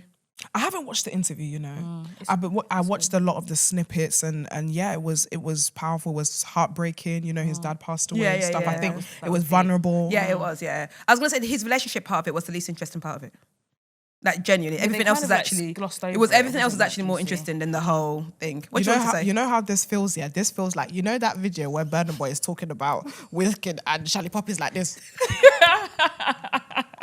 He doesn't want to get in trouble. He doesn't want to get... I'm everybody's friends, please. He didn't even flinch. He said, that's how this Also, I feels. can't believe that happened. What? Oh, Did with you not hear the it? Shirley Poppy thing? No, the Burna Boys... And- was it Burna Boys people that beat up Wizkid's people? Because Yeah, they were DJ playing his Tunes. music. DJ They were playing- Tunes, they were yeah. playing his music Yeah. too much or something. They were playing too much. That beat somebody up. Yeah. Yeah, they beat him up. Like, they beat him up. I mean, he's an artist and he's passionate about his shit, isn't it? No, that's ego. You can't go somewhere and say, "Oh, they're only playing Madame Yeah. Joyce's podcast the whole They day, so I'm only going to go play fight the him up. person." Yeah, That's yeah, yeah. crazy. That's an ego thing. That's Yeah. ego. Yeah, it sounds completely unreasonable. Completely unreasonable. She says, as someone who's always back in burner. I'm always back in burner. Do you want to do this dilemmas with us? I would... Oh, my Yes. God. Are you ready? Yes, wait, let me pull down my... So you get in the vibe of the dilemmas. I'm ready. Okay, right. So we are now. Do you have anything you want to say before we start doing dilemmas? Any breaking news? Any thoughts? Run down on any hot topics? That's actually what I wanted to ask you. Go on. How do you feel about talking about people that are within close proximity, like people like our peers? Like, if we had a Yeah. bad day on the road, right? Would you talk about it in the podcast? How bad is the day? Bad. Like, no, like we are. What did you do? We're hot topics. Hot topic. Yeah. Like tea. Do you know what? This is the thing. Funny enough, I'm having a bit of a crisis, of an identity crisis here between being a good podcaster And being a good person. but also not even being a good person. I think I would say I think if people are talking about it, I try not to shy away from the conversation. But I think personally for me, I come from a lens of when it's me, people talk about it. And I think initially when I first started, I used to have this like extended grace thing, like, oh my God, we're all in the industry, we shouldn't talk about each other. And then when it was me, people were talking. So I said, okay, I mean, if that's the case, but I'm somebody who, I don't like being the leader of somebody's dogpiling. Yeah. So I don't really be talking. I don't Yeah. really like coming like, yeah, you fucking this, fucking that. But it's a balance. I like to do things in a comedic and fun way, and I hope that if there's a conversation that's happening within the intersphere, that it's tackled in a fun, exciting way. And also, by the way, guys, we know a lot of shit. Yeah. So a lot of times, there's a lot of things that we don't talk about. So if I'm talking about how much we don't talk about, bro, I think there should be understanding that, like, because there are certain things that you know about that could move your platform to a next level. I would lock the whole of London. Yeah, but it's just like nasty. I would lock that down nasty work. There's no need for me to talk about that. There's That's actually nasty. no need. But also, And also, London's too small. You can see me. that part. Yeah, that I remember Charlemagne always said that the greatest piece of advice he took from Wendy Williams is that she said to him, look, if you're going to do this, you need to decide whether you're for the people or whether you're for the industry. Yeah. If you're going to be for the industry, it means you're not going to talk on anything. You're not going to be open. You're not going to give your opinion. If you want to be for the people, then you've got to fuck all those people. Yeah. Kind of thing. But I do think there's a middle ground. Where do you think you're at? Industry or for the people? I think I'm more leaning towards the people, and I think the more I get into the space, the more I am leaning towards the people. I think I wouldn't even say I love the industry. I think the industry is not kind to Black women. I think the industry is not for Black women. I think there are I'm very grateful for the people who are in the industry and do advocate for us. But the industry is only your friend when you are docile and quiet and you are palatable. And pretty. They don't hold space if you're not and doing don't offend and agree No, with all of them. they and all of don't. that. They don't. So, like, think, like, especially in this UK, with all the talent that I've had on my podcast, how many UK artists have ever been on my show? It's a big point of contention for me, you know, artists, actors, and all things like that. Like, I've had, beep his name out, I've had a lot of conversations to be like, there was no reason why you shouldn't have been on my podcast, You're my friend. But they'll be on a... You've done, like, there was no reason why you shouldn't have been here yet. Yeah, 'cause if you're going to do other places, then there's no reason. Fair, if you say you're not doing any exactly. interviews. If you don't do interviews or podcasts in general, then fair. But if you're on a podcast one, like, why And also, they make it seem like, oh, but you lot are going to out me. Why would About I what? out? Like, That's projection. like, Why as do in, like, you see out me? you about Excuse, what? Like, I'm not going to, like, it's an excuse. what are you talking about? Why do you see me and see negative Like, it's an op, but like, connotations? if you go on my podcast, it's going to be, I'm an op. Like, surely you want my audience as well. I have a big thing about that. I have never had a Black UK artist Really? on my show. I mean, Renee did make, if everybody say, oi, oi. So she's technically Let me think about that. And I've had over 200 or There's 300 no guests. way you haven't. No, you had Tio Savage on, right? No, I haven't had Tiwa yet. Oh, I thought you did. There is no No. way you haven't. No. You're lying. I'm lying. Do you say no to people that get offered? I'm sure. Yeah, you we do say no yeah, to of people, course. but I've never had. But you've never. I need to think about this hard. No, but I think don't. have. I think that's not. I think it's true. I think it's true. I would Not one of remember. the grime artists. Not one of the No, They're the worst ones. They're the scariest. no. drill artists. None No. of them, man. Interesting.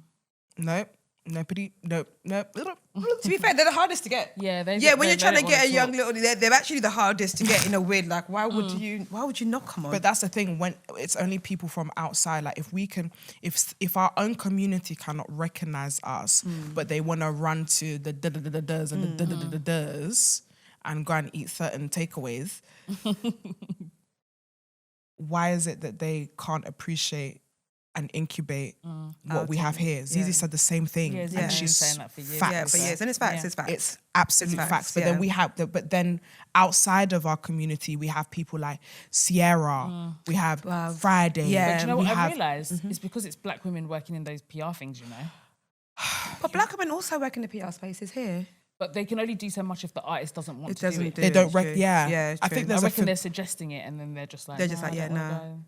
Yeah, that's crazy. Yeah, which is insane. I'm trying to think who we've had. I don't know what they're scared of. We've We've had had a few Wretch. rappers. We've had Wretch. We've had He shall not be remain named because we had to delete the episode. Yeah, that's the only episode we've ever deleted. Machiavelli. Dutch. First. That episode, that was like, that's got to go. First, I can't lie. first, I really didn't want that episode to go. But It had to go. First, Audrey was first. rapping and she was rapping well, I but rapped that. to him. My bars were sickening. Oh, Do you want to man. maybe? Do you I've have had it in your notes? I've had I to sent it delete Phoebe one the other day episode. because I was looking for the Do you want audiograms. to? Hey, put it back on the internet. No, please don't do. Okay, Oh, no, the no, rapping. no, Oh, the please. rapping. Yeah, So the rapping, basically, yeah, I okay. wrote some bars because I used to do this thing when we had Miss Banks on. Have you had Miss Banks? I haven't had Banks. I'm supposed to be getting Miss Banks. You guys will have a good chat. I like Banks a lot. Yeah. She's a good chat. And so I used to like rap for people. So when Miss Banks came, I rapped for her, and when Dutch came, I rapped for Dutch. Mind you, I wrote these lyrics myself. Oh, you go back to the. You might as well perform it while Yeah, you're I'm here. gonna play it. I can't No, remember it, don't but play I've got the it. Oh, you have to audiogram play here. it. Oh, you have the audio. Yeah, I'm gonna play it. Are you ready? Yeah. On the gram it's murder, but in real life it ain't on sight. Cause my beat and my wig is laid, and a bitch too old to fight. In the studs with Dutch Averly, got vision like a widescreen telly. T20 still hit the belly, turn the ignition, no R. Kelly. Seats don't talk that talk, silent moves that they wanna trademark. Got a book deal, better go pre-order, and we'll throw in a free bookmark. Cause a duck quack quack, them haters better step back. Oh, Cause I'm sitting on a what? I ain't Pooja, get off my back.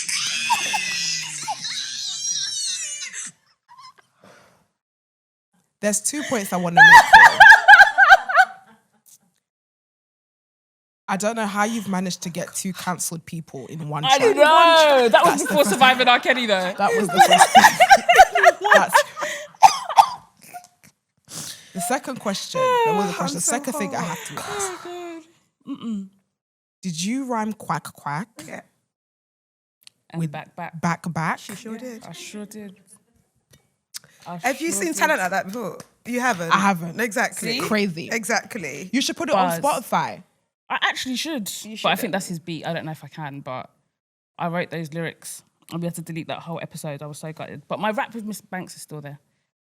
You ate. You Thank did your babe. big one. Thank you. So dilemmas. Dilemmas. Moving swiftly on. Moving on. Hi, Tolly and Audrey. I started listening to the podcast before the pandemic, and you guys have seen me through sixth form, kept me company through my solo travels, and now all the way through uni. Thank you for your consistency and dedication to the podcast, and best of luck in the new chapter. The dilemma. I met 2 of my closest friends, let's call them Timothy and Geraldine. When I joined a society in my first month of uni, we were all in our early 20s now. They initially didn't get on, but over the last few years, all 3 of them became pretty close, and they were both there for me during a difficult time last summer. Geraldine is beautiful, but incredibly insecure. She's been working on it, but still has struggles with her body image. Timothy knows this, but doesn't really get it. Things came to a head last month when Geraldine, a little bit tipsy, FaceTimed Timothy and told him about her fears of never finding anyone and being insecure. His advice for her was to stop going out clubbing with me because I'm objectively hotter than her and so attract all of the men. Damn. This is bollocks for so many reasons. We're different ethnicities, so look very different, but both get hit on all the time when we go out. Geraldine, understandably very hurt by what Timothy said, ended the FaceTime, whereupon Timothy DM'd her on Instagram trying to justify what himself and generally digging himself into a bigger hole. The next day, Timothy told me what happened and I yelled at him and he still didn't see what he did wrong. I didn't message Geraldine about it because I didn't think she would like me to know about it.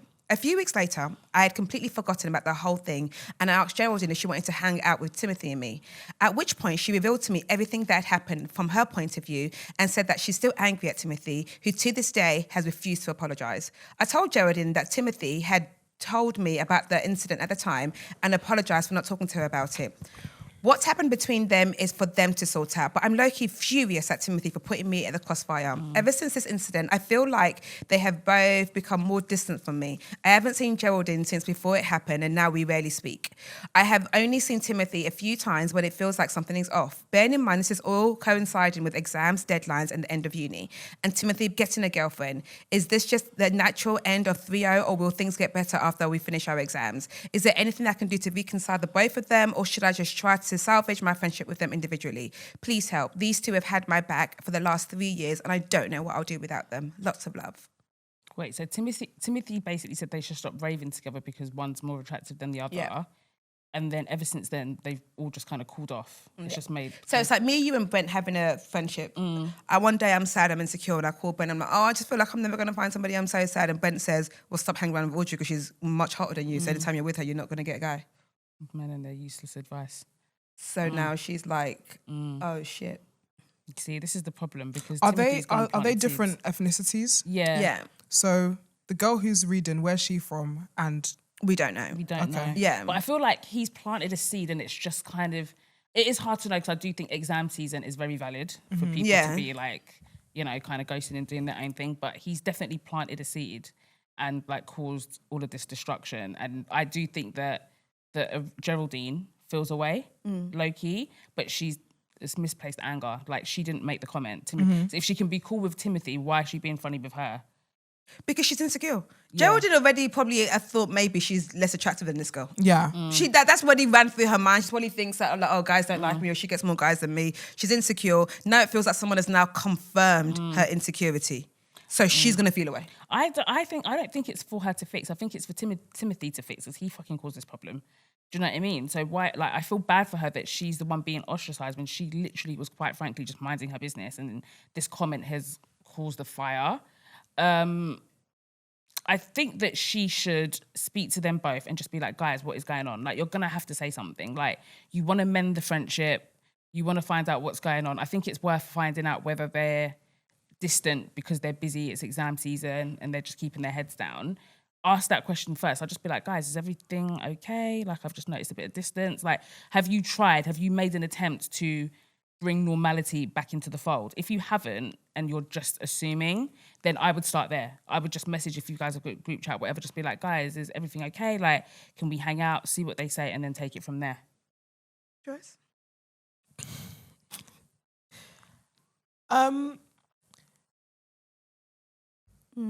Insightful. I think for me, okay, so I think unfortunately with guys, they're very blunt in how they speak and say things.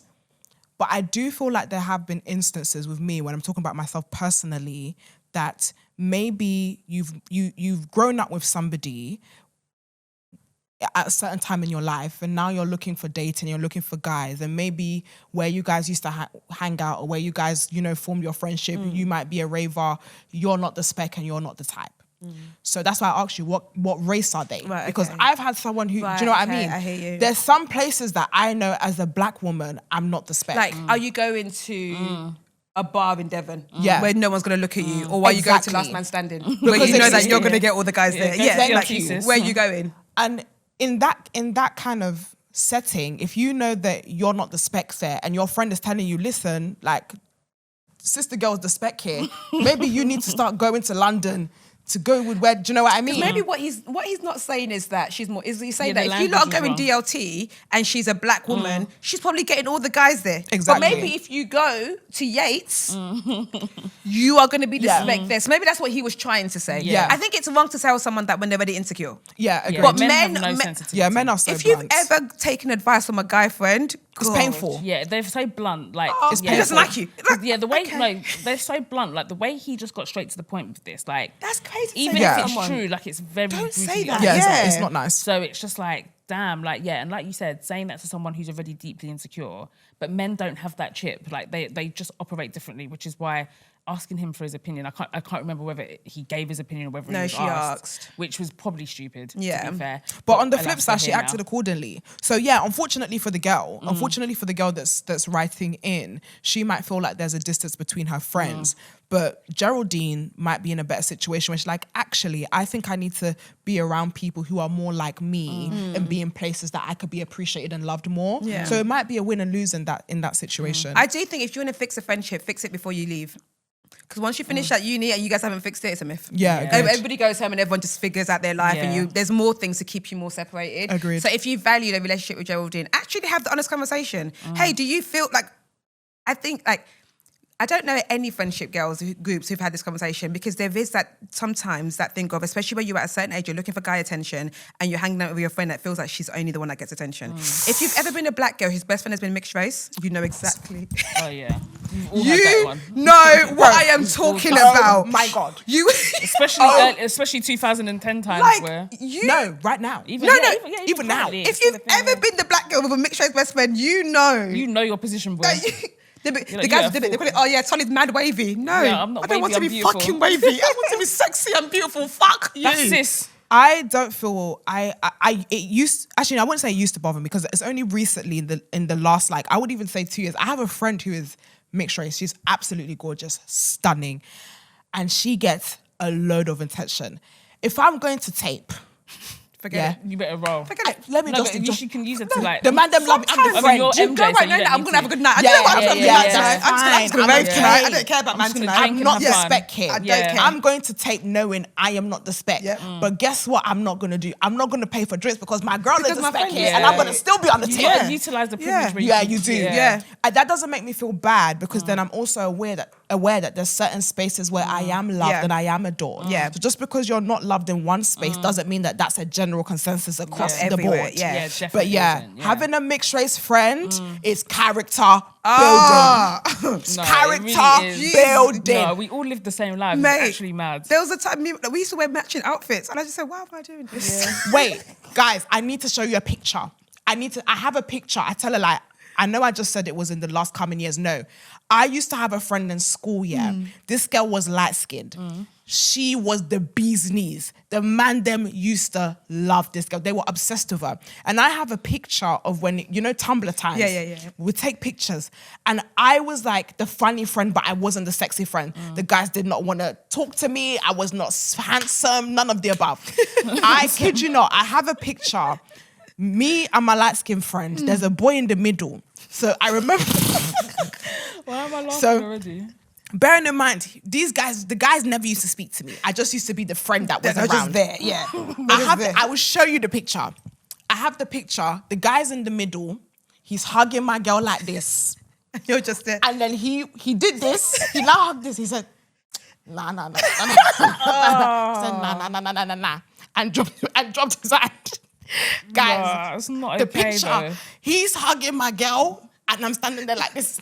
I'm standing there like this. No.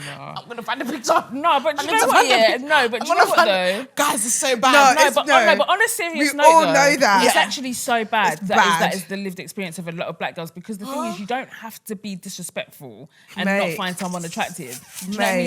You don't have to be disrespectful. And they used to be disrespectful. And that's the thing. And sometimes they can be nasty with it. Like, I don't agree with that. Like, because sometimes when you go into certain clubs or spaces or whatever, there's like a contempt that they have for your existence, that you're there.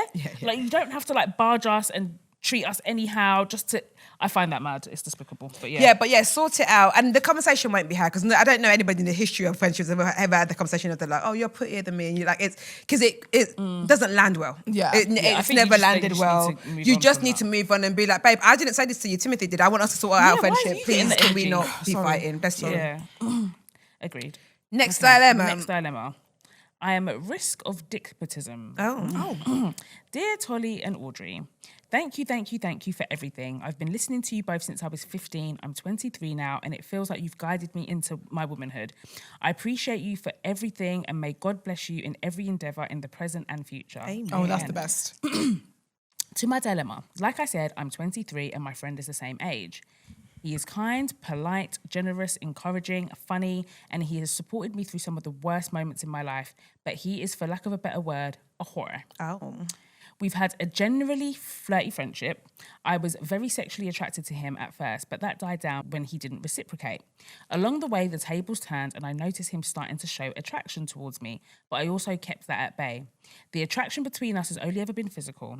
As a whore, he has been unfaithful in every relationship he's been in, and since I'm not a fool, I can never generate romantic feelings for him.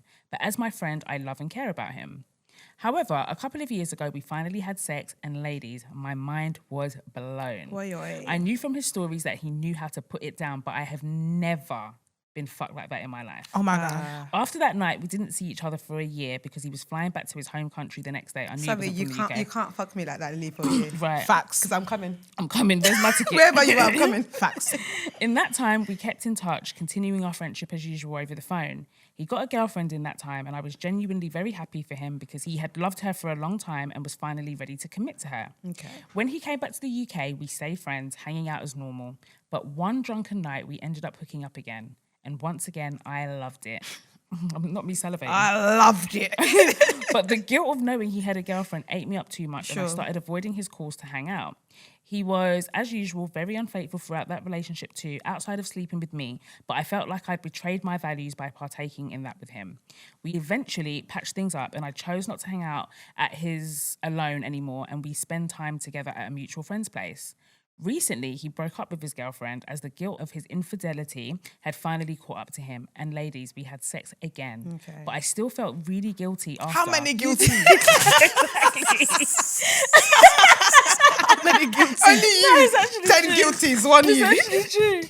But I still felt really guilty after, because even though we had sex once during his relationship, knowing that I'd contributed to that breakup was a painful reality to deal with. Shut up. My dilemma is, now that he's single, should I let myself keep having sex with him?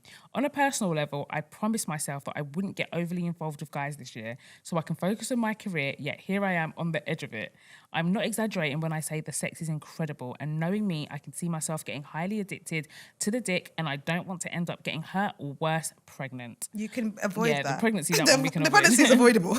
Also, some other issues that I don't want to get into here have happened in our friendship that means that my best friend in the whole world does not like him very much. Right. She said that ultimately it's my choice, but I should be careful. But I'd really like to hear your thoughts on this too. Tolly and Audrey, am I bugging? Should I continue having sex, the best sex of my life, with my morally questionable friend at the risk of dickmatism? Please let me know, guys. My coochie says yes, but my mind says no. Thank you so much for reading, and I'm sorry for the length. Love you both.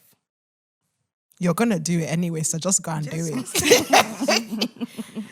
You've already I want to have sex with him, but I feel guilty. But I've done had it sex 3 with him. times already. I've done it 3 times. Yeah, and now the time I should be having sex with him, that he's single, Yeah, we're both yeah, free, yeah. no one's attached to anything. Now I don't want to do it. Mind you, heavy on the description of how good it was good. as well. I feel like she's edging us She's towards there. an answer. Let me Yeah. talk to you for real. I will not stop fucking that man. Because the thing is, the reason why I wouldn't as well, is because she's already said that she has mentally checked herself Yeah. about feelings. So you haven't, she's never said in any of these encounters, she's never said that every time we had sex, I started to develop feelings for If him. she said I'm faithful, I'm gonna Yeah. fall in love with him, I'd be like, keep Yeah, away from but him. But she you're hasn't like, I said just that. might be a bit dickmatized. Are you the first? She's worried about being dickmatized, but being dickmatized isn't a bad thing if the dick is readily available. Yeah, Do you agreed. know what I mean? Yeah. So I don't see why because sex of that description, that magnitude, happen often. it doesn't come around very often, Doesn't baby come girl. around often, babes. So I wouldn't stop. At 23, I'm free, young and single. Right, And good dick exactly. is there. And I'll be saying, no, it's not good. There's What? no relationship, no one's getting Nobody's hurt. getting And, hurt. I'm not falling yeah. in love. Nothing's happening here. It's not even distracting me from my studies. Yeah. I'm in it. But she did say that she didn't want to focus on men this year, so she's kind of going She's not against focusing her on men. own- She's focusing on her cooch. Yeah, true. Agreed. Focusing on men. Yeah, Focusing she's on focused on future her sex. Focusing pleasure. on one. Yeah, She on said my men. pleasure. Yeah. Agreed. Not men. I it's would carry on plural. sleeping with him. And also, I'm so sorry, but so what if my friend doesn't like him? Are we all fucking together? Yeah. Agreed. Agreed. Yeah, if you take all of that into consideration all the time, you actually won't do anything in this life. And also, the friend doesn't have a problem with him. It's not like the friend is giving him I an don't like some of my ultimatum. friends' husbands. Yeah. I don't like some of my friends' father of their children. Yeah. And I fucking hate them niggas. Yeah. So? Yeah. I saw one when I was out at the weekend and I went to stab him. I hate that man. Yeah. But so? What can we do? He's still here. Exactly. You still got to see him. So? Yep. Yeah. And like an adult, I greeted him, but I wanted to bottle him. I feel like 23 is the perfect time to make Yeah. decisions. I feel like don't overthink when you're 23. Have if a you good want to do it, go time, and do it. Yeah, go and do Enjoy your it. life. You slept with the man who was in a relationship. You've done your worst. You still do it again. You still got 23. You still have Yeah. a mistake, 2 more. And I Yeah. think she needs to let go of that guilt as well. Because Yeah. they're not even together anymore. And I highly doubt it's solely because of you. there was definitely other issues in the relationship. Yeah. So I wouldn't carry that. That's not even your business. Yeah. It is what it is. It happened. Unfortunately, you had sex. He was in a relationship. Now he's not. Like, just enjoy yourself. Don't And now be you can too do it hard. guilt-free. Yeah, now you can do it guilt-free. You're 23, you're young, you're fly. Yeah. Like, Yeah. Have a time of your Have a life. time. Enjoy. Because I won't. There's years to come that you might not be getting good dick again. Right. agreed. So, you know. Hi, Tolly and Audrey. I discovered you in 2018, so I've been rocking with you ever since. I'm so excited to see this next chapter in your journey. Congratulations to you both. Period. I know this is cliche to say, but in the 8 years I've been listening to you, I didn't think I'd send in dilemma, but here I am. So in advance for the length, I even practiced reading this out loud to see what it would be like when you're hopefully reading this. Okay. I'm a 31-year-old black woman living in Toronto. And in the most humble way possible, I am that girl. Oh, no, that's Let's right. go. I have a bachelor's and a master's degree, a 6-figure salary, my own car, live in my own place, pay my own bills, which is saying a lot because Toronto is expensive as fuck. And on top of that, I feel like I'm an attractive lady that actually has a personality and a lot going for herself. We love that. However, I feel like I'm significantly lacking in one department, my love life. Unfortunately, the past 5 or so years have been quite sad for me. The majority of people around me are married or locked in very serious relationships.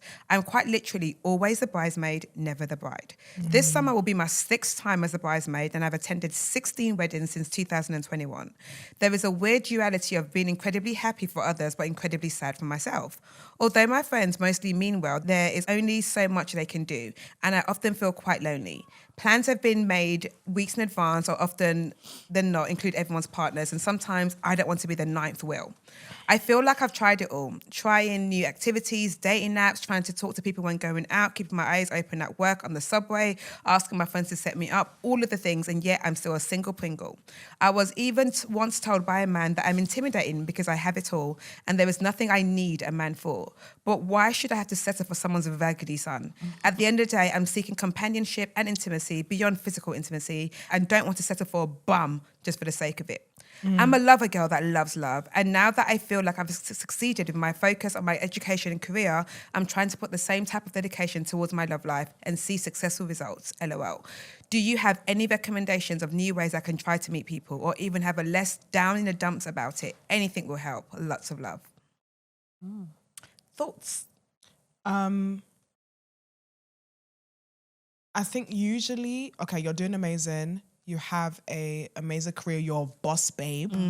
I think, unfortunately, sometimes when we come into dating, we lean into the things that make us super women. But men are very slow.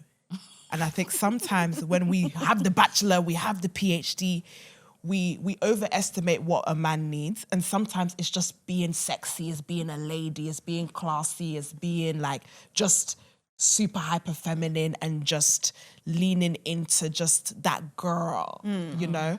And I find that a lot of us, especially me, this is something that I struggled with, that I have so much masculine energy because I'm in a space that is dominated by men and I gotta get those deals and I get this time. But then when it comes to dating, I bring that same energy of, yeah, obviously, you know, like this one. And I bring that into dating and it starts intimidating the guy. So sometimes I need to remind myself to like, I'm a lady, as much as I'm a boss, I'm a woman. I'm a sexy woman. I need to lean into my sex appeal more. I need to let him sell himself to me while I sit there and just be hot and just let my makeup, like, do you know what I mean? Just let me be a lady, you know? And I think, unfortunately, not even unfortunately, because the thing that makes you superwoman in your real life, sometimes when you bring that at the beginning of a relationship, it's like, whoa. It's intimidating. Yeah, it's intimidating. I've always believed that men who are intimidated by successful women as being fucking lame. Yeah, I feel like agreed. a losers. Agreed. Like what are you intimidated by? Yeah. Like that's someone that's figured it out, especially if the person is not using it against you. I can hear it. She's like, I earned this, you're a bum. You know, like I can hear that to be like, oh, that's intimidating, whatever. But if she's not using it against you, I often find it to be quite like a lame thing to have. And also, I think you and many successful women, you and so many successful black women that are like, yeah, this I've got it all. This should be the next thing. Why is this thing not happening? And I don't. It's such a weird one. I don't know if there's advice. You're doing all the things. Yeah. If it was like you were like, you don't go out, you're staying at home. You are making yourself available to be toasted. You are going outside. You're even asking friends to set you up. Yeah. You're going on the app. You're doing all the things that you feel like you should be doing. It just hasn't happened yet. And I don't believe in dumbing yourself down in order to make it happen. Like, I don't believe in it because I think you're selling a fake version of yourself. I wouldn't say dumbing yourself like down. sitting in your lady. I understand in being like, okay, cool. I'm not gonna go on a date and be like, at the end of the day, I've got 5 masters and I'm doing. I understand in the let me sit in my. Okay, cool. Be I soft. don't. You wanna be Let me soft just and be. Yes, sit in my not a need to always prove myself. Because especially if you are a successful woman, you've gone through life having to prove yourself, in everything. Yeah. In everything that you've done, you've had to prove yourself. And I do think there is a world when you are in a relationship that you don't need to feel the need to prove yourself. Yeah, Just like, agreed. I'm just who I am. I'm attractive. I'm beautiful. You're here. You impress me. I don't need to impress you. Yeah, exactly. And I feel like what Joyce is saying is that the point of when you actually get onto the dates. Yeah, Do you know what I yeah, mean? yeah, Like, yeah. I don't know if there's like an energy that's coming off or whatever, and as in like why it's not like developing or leading to other things. But from what I took from it, it sounds like even getting to that point where she's even in front of the It's not the even guy, happening, That yeah. part isn't even happening. And so like, how does she sort of like deal with that side of things? And like, I totally agree. I feel like you're doing everything right. I just feel like the best thing that you can do is like not even not think about it, because I don't want to sit here and say don't think about it. It's something you want. And I feel like the same energy that you apply to being successful in your career, you should apply that to your love life as well. And I don't obviously agree. have the kudos to go get those things. Do you know what I mean? But What do you mean? you don't agree. I That don't agree. You shouldn't apply the same energy. I think I thought you said I agree. That's why I carried No, I on. said I don't agree. I said I think for me, black women, our lives are very much like everything we do. We have to prove ourselves. We have to prove ourselves. We have to work. And I think I've come into my relationships and come into my dating just being as opposed to doing. And that's more so really leaning into my femininity. Obviously, I come from a single parent household. So a lot of things I had to do in my life was outside of my father. Working, hustling. If you don't do it, I'll do it myself. I'm an independent lady. And I think one thing I realized is that it came from a broken place. It came from a place of I had to do those things. And as I got into my adult years, I realized that there's power in femininity. There's power in just being sexy and working on myself and not having to prove to a man that I'm worthy of being in this space, but just existing and let a man sell himself to me. Sometimes with all the accolades that we have and all the things that we've achieved, sometimes it's that you haven't taken the time to look after yourself physically.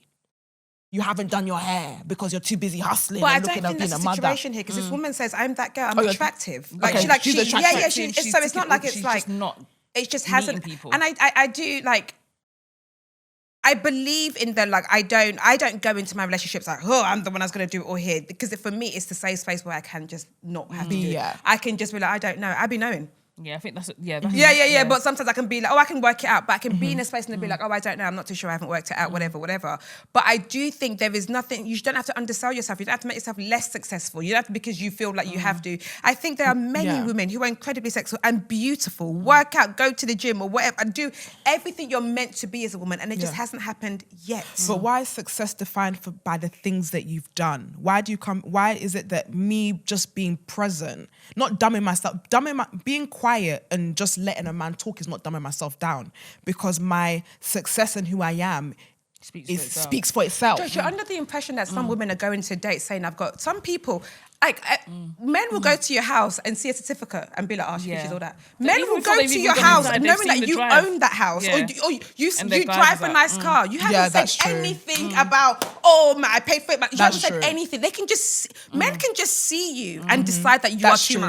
much. That's true. You haven't done anything. Yeah. But by virtue of your carrying, the designer bag you're carrying, they decide it's either someone's paying for it for you or if you are avoiding that yourself, you're too much. Yeah. And the thing is, I think that there are men, I think most men, like, I think what we see online and stuff like that is the reason why we see all the bums telling us their preferences is because they've got all the time in the world to be online chatting shit.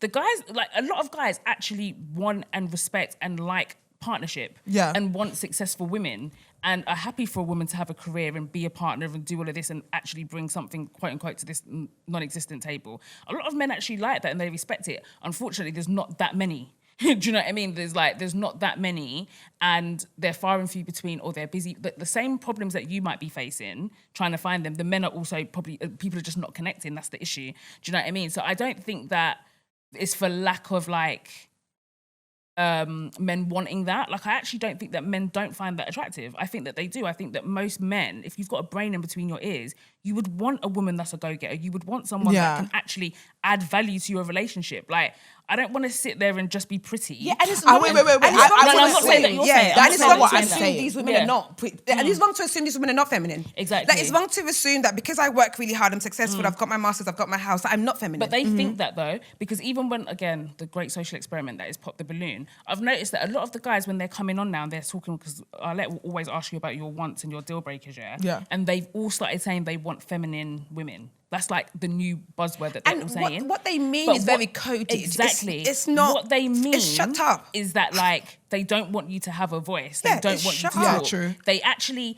some of them are so weak and pathetic, they actually deem you as having a career as masculine energy.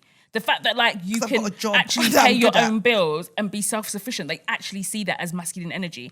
I'm saying that those guys are redundant. Like, we don't pay attention. Yeah, we don't pay attention to those because they're losers. I also feel a lot of women date based on their self-esteem, where their self-esteem is at. Because you could be someone that has done incredible things and you can have your accolades and you've done fantastic things, but how you feel about yourself, remember the conversation that we're having, there's sometimes you don't see what the outside sees. So sometimes people date based on the level that they feel, what they feel about themselves. And I'll be honest, I spoke to many guys ago, and my guy friends will be like, guys, when a guy meets you, he's not going to his friend, oh yeah, she's mad successful. Yeah. It's like she's saying, oh yeah, she's got a back and she's banded, They're not saying, oh yeah, and she earns this a month. Like, as in, when I meet a guy, when girls meet guys, whatever, your friends will like, oh, what does he do?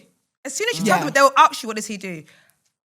Guys don't, oh, what does she do? Yeah, like his guy friends are not asking, oh, what's her job? What? The currency is different. But I think that's on the basis of meeting.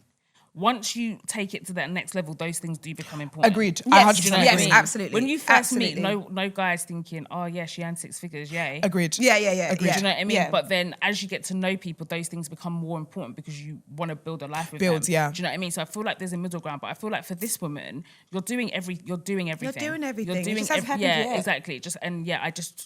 My concern when it comes to these things is that people thinking like there's something wrong with them because they don't have the seal of approval yet, or because whatever. You're doing everything you need to do. The only thing I would say is still continue to live your life as holistically as you can. Yeah. And I'm not even going to tell you, don't hyperfixate on it. I'm not going to be that person that says don't think about it because it's bullshit. Like, you there's want it, so you want to be with someone. Yeah, there's nothing wrong with it. I feel like we're starting to do this performative thing now where women are getting shamed for saying that like they want this thing. Like, it's okay to want it. I will never shame anybody for wanting companionship and wanting a life partner, wanting a husband. Like, that is absolutely fine, and it's also fine if you don't want those things, truly. So long as you're being honest with yourself, I don't care what you want. But I just think that, like, I just don't want her dimming her light, dimming her shine, thinking that she has to present as lesser than or do any of these things, thinking, because the only person you're going to attract is a bum. Loser. You want your equal, and I feel like it's better to wait and get something great than to settle. Because listen, any woman can get a guy.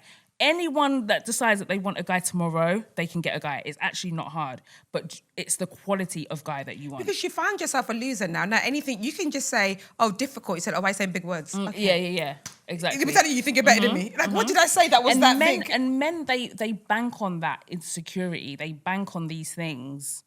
And that's why that they can be lesser than you and talking shit to you. Agreed. Yeah. Do you know Agreed. what I mean? Because they bank on these conversations, they bank on the fact that like we are primed to want these things, and like you're not anything unless you're in this position or unless you're married or whatever the case may be. And they're privy to these conversations as well, and they weaponize that and they utilize it. And then you get with them, they sell you a dream, and the next minute they're trying to bring you down. I honestly would rather be single than be in that kind of relationship. Same. Yeah, I also would say that if I'm 31, I'm 28, about to be 29. If I'm 31 and I'm still single, I would date someone in their 50s. Date older. Why are you laughing? No, because those guys are worse. They're worse. Are they worse? You have to go down, babes. Do you know what? You You are worse. You are the fourth person to tell me that the young spring chickens is where it's at. Please go down. Okay. I always say that. I would Okay. That is never. Audrey's. But listen, I've like been advocating for this for like 10 years. No, Like, the older ones are. I'm since we 36 and started I'm not this married, podcast, and I've the older always ones are worse. said, Okay. I worse. would date younger. There's no chance I'm dating no one that's 45 plus. Really? No, those ones are worse. Because you know what? Sometimes when they're single at that age, you really have to think about it. Because women are marrying degenerates. Women are marrying a man, any elite man, just to women, say you they're know. married. Yeah. So if you are really truly, it's not like you just came out of a divorce or whatever. If you are really truly, you have to be wary of them. If he's older, Okay. he must be divorced. He must. He must be divorced. Yeah, Okay. He must. Yeah. Okay. Because at least he's had some home training. Do you know what I mean? But if I was single, And then they're now stuck in their ways. those ones are raggedy, Gross. and they'll be coming there talking like spewing nonsense. I'm Like telling Kevin you, Samuel said. you're not overstanding Yes, what I'm saying. exactly. Like, shut the Fuck. fuck Overstanding up. is Yeah, crazy. they love that one. The older men love Nah. overstanding. You've got to date is younger. crazy. So you're 28. So yeah, 25. Oh God. Right, next. Next dilemma. it's Okay, me. let's go. Yes, please. Okay. Hi, ladies. Hello. First off, I have to give you both your flowers. I've been listening since I was 17. Now I'm 24. You've been like the older sisters I never had. Thank you. I'd really love your advice because I feel completely lost and honestly quite sad at the moment. For some backstory, me and my fiance have 2 toddlers. I've basically been pregnant or breastfeeding since the end of 2022. Oh, you've tried. I only stopped breastfeeding in January this year, and then shortly after we found out I was pregnant again. We made the really difficult decision not to continue the pregnancy because financially and emotionally, we just aren't in a position to expand our family. Fair. And I didn't feel I could go through with another pregnancy without proper support. I've always been very pro-life, so this decision weighed heavily on me and I feel guilty about it every single day.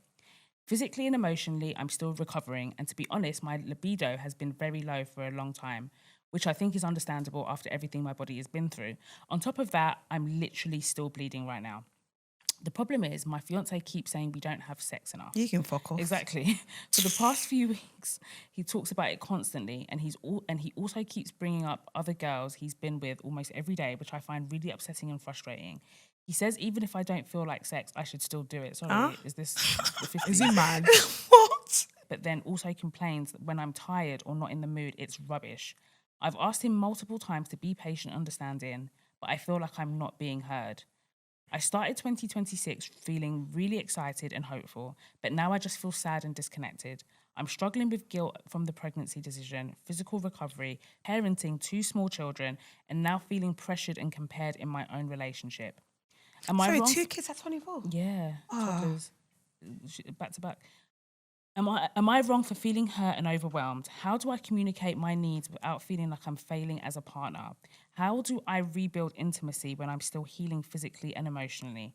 Thank you for everything you do. Your advice would honestly mean so much right now. I'll be very honest with you. You do not need to worry about Fuck that, man. rebuilding or whatever. What you need to worry about is getting your body okay, feeling okay, feeling positive, and being able to be a good mum.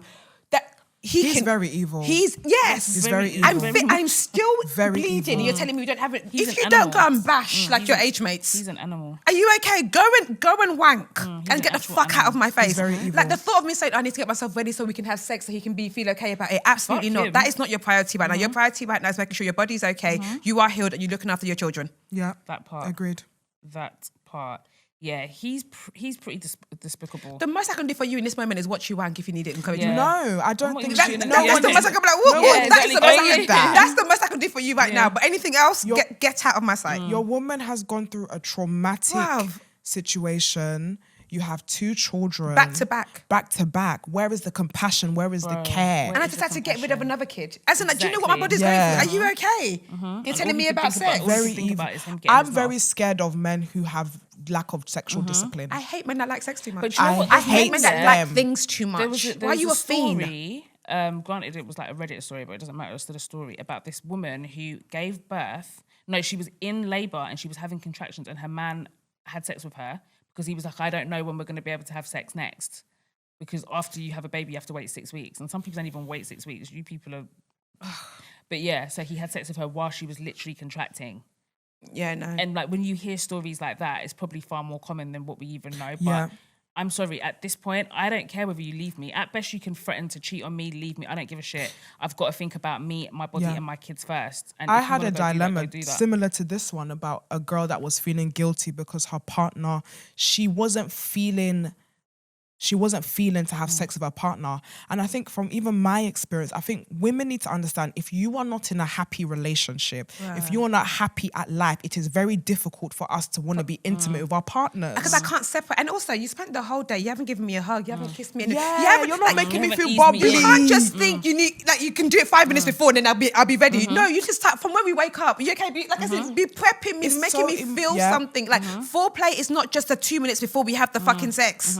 And also, you're going through a lot. You've got 2 small children. Get out of my face. You're still bleeding. So off that alone, you shouldn't. I mean, even if you weren't and you just didn't want to, you don't have to do anything. But for the sheer fact that your body is still physically shedding and you're still bleeding, obviously you're not in a position to be having sex anyway. But what the hell is this man doing to take the load off of you? Yeah. Like what you is he helping doing me? to make the day easier?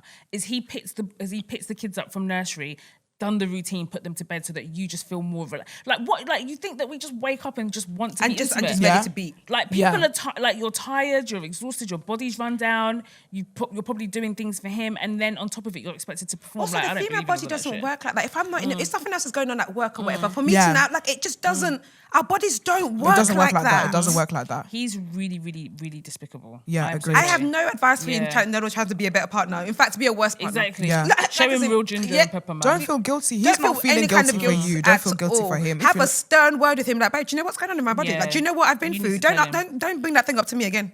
I think it's the scary part of him even like being in her mind, like, oh yeah, but this person done but this, talking it's about like- girls. psychological. Yeah. That's so That's fucked. psychological abuse and coercion. Yeah. Like, Bring that kind of thing to you me again. being like talking about other girls and trying to like bash me and put me down even further by comparing me to other women in a hopes that I give you my body is coercion. I don't care whether you're married. I can't remember their fiance.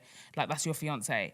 That is sexual coercion. I'm Yeah. so sorry. That is disgusting. And on top of that, when I've actually mustered the energy to do it, you're now telling me it's rubbish because on I'm not top, in the mood. when you've actually done You it, can go to hell. can you imagine the sheer gall and audacity? You can actually go to hell. I'm the worst person to date because if you tried that with me, I will bring you back. I have to insult. Like you can't make me as a woman feel low, and I don't bring you to hell. And then on top of it, you want me to perform.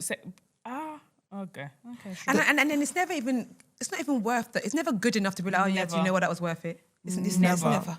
It's more just like, thank God that's Yeah, over. yeah, phew, I did it now. I'm upset because as I'm looking at this dilemma, she's putting a lot of the responsibility on herself, herself. It's not yeah. your Yeah. fault.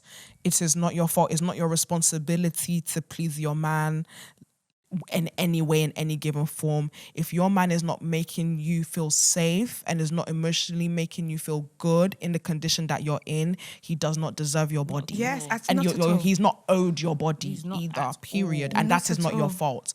I've been through the same situation where it was like, oh, I didn't want to have sex with my partner because, but why?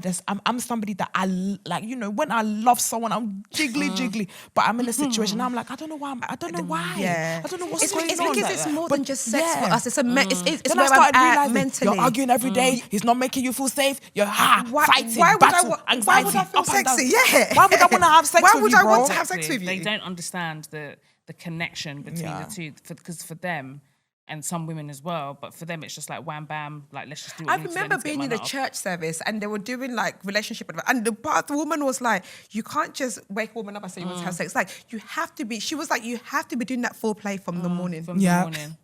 You sleep well down and you look beautiful. As in, like, Yeah. by 8 Yeah. o'clock, I am loosened. I am bubbly, feeling yeah. positive. I'm bubbly. Let's We've go. had a good day. The whole Yeah. thing is like, what are you taking off my load to make me To make me less even tired? have Safe, energy. yeah, to have That is energy. just, yeah. Take the kid for a That walk. is just 101. Like, that's so basic. So you want me to do everything. You want me to do all my roles and responsibilities and then come and satisfy you sexually. After I've taken the 2 toddlers to sleep, you don't Like- want to come to bed and very stupid. Get out of my is face. so... He's that very is- That is stupid. just so... All that- my advice for me, you is to look after yourself. I don't have any advice to That's be a better that's partner. I grounds don't for want breaking even up. want you to be a better partner.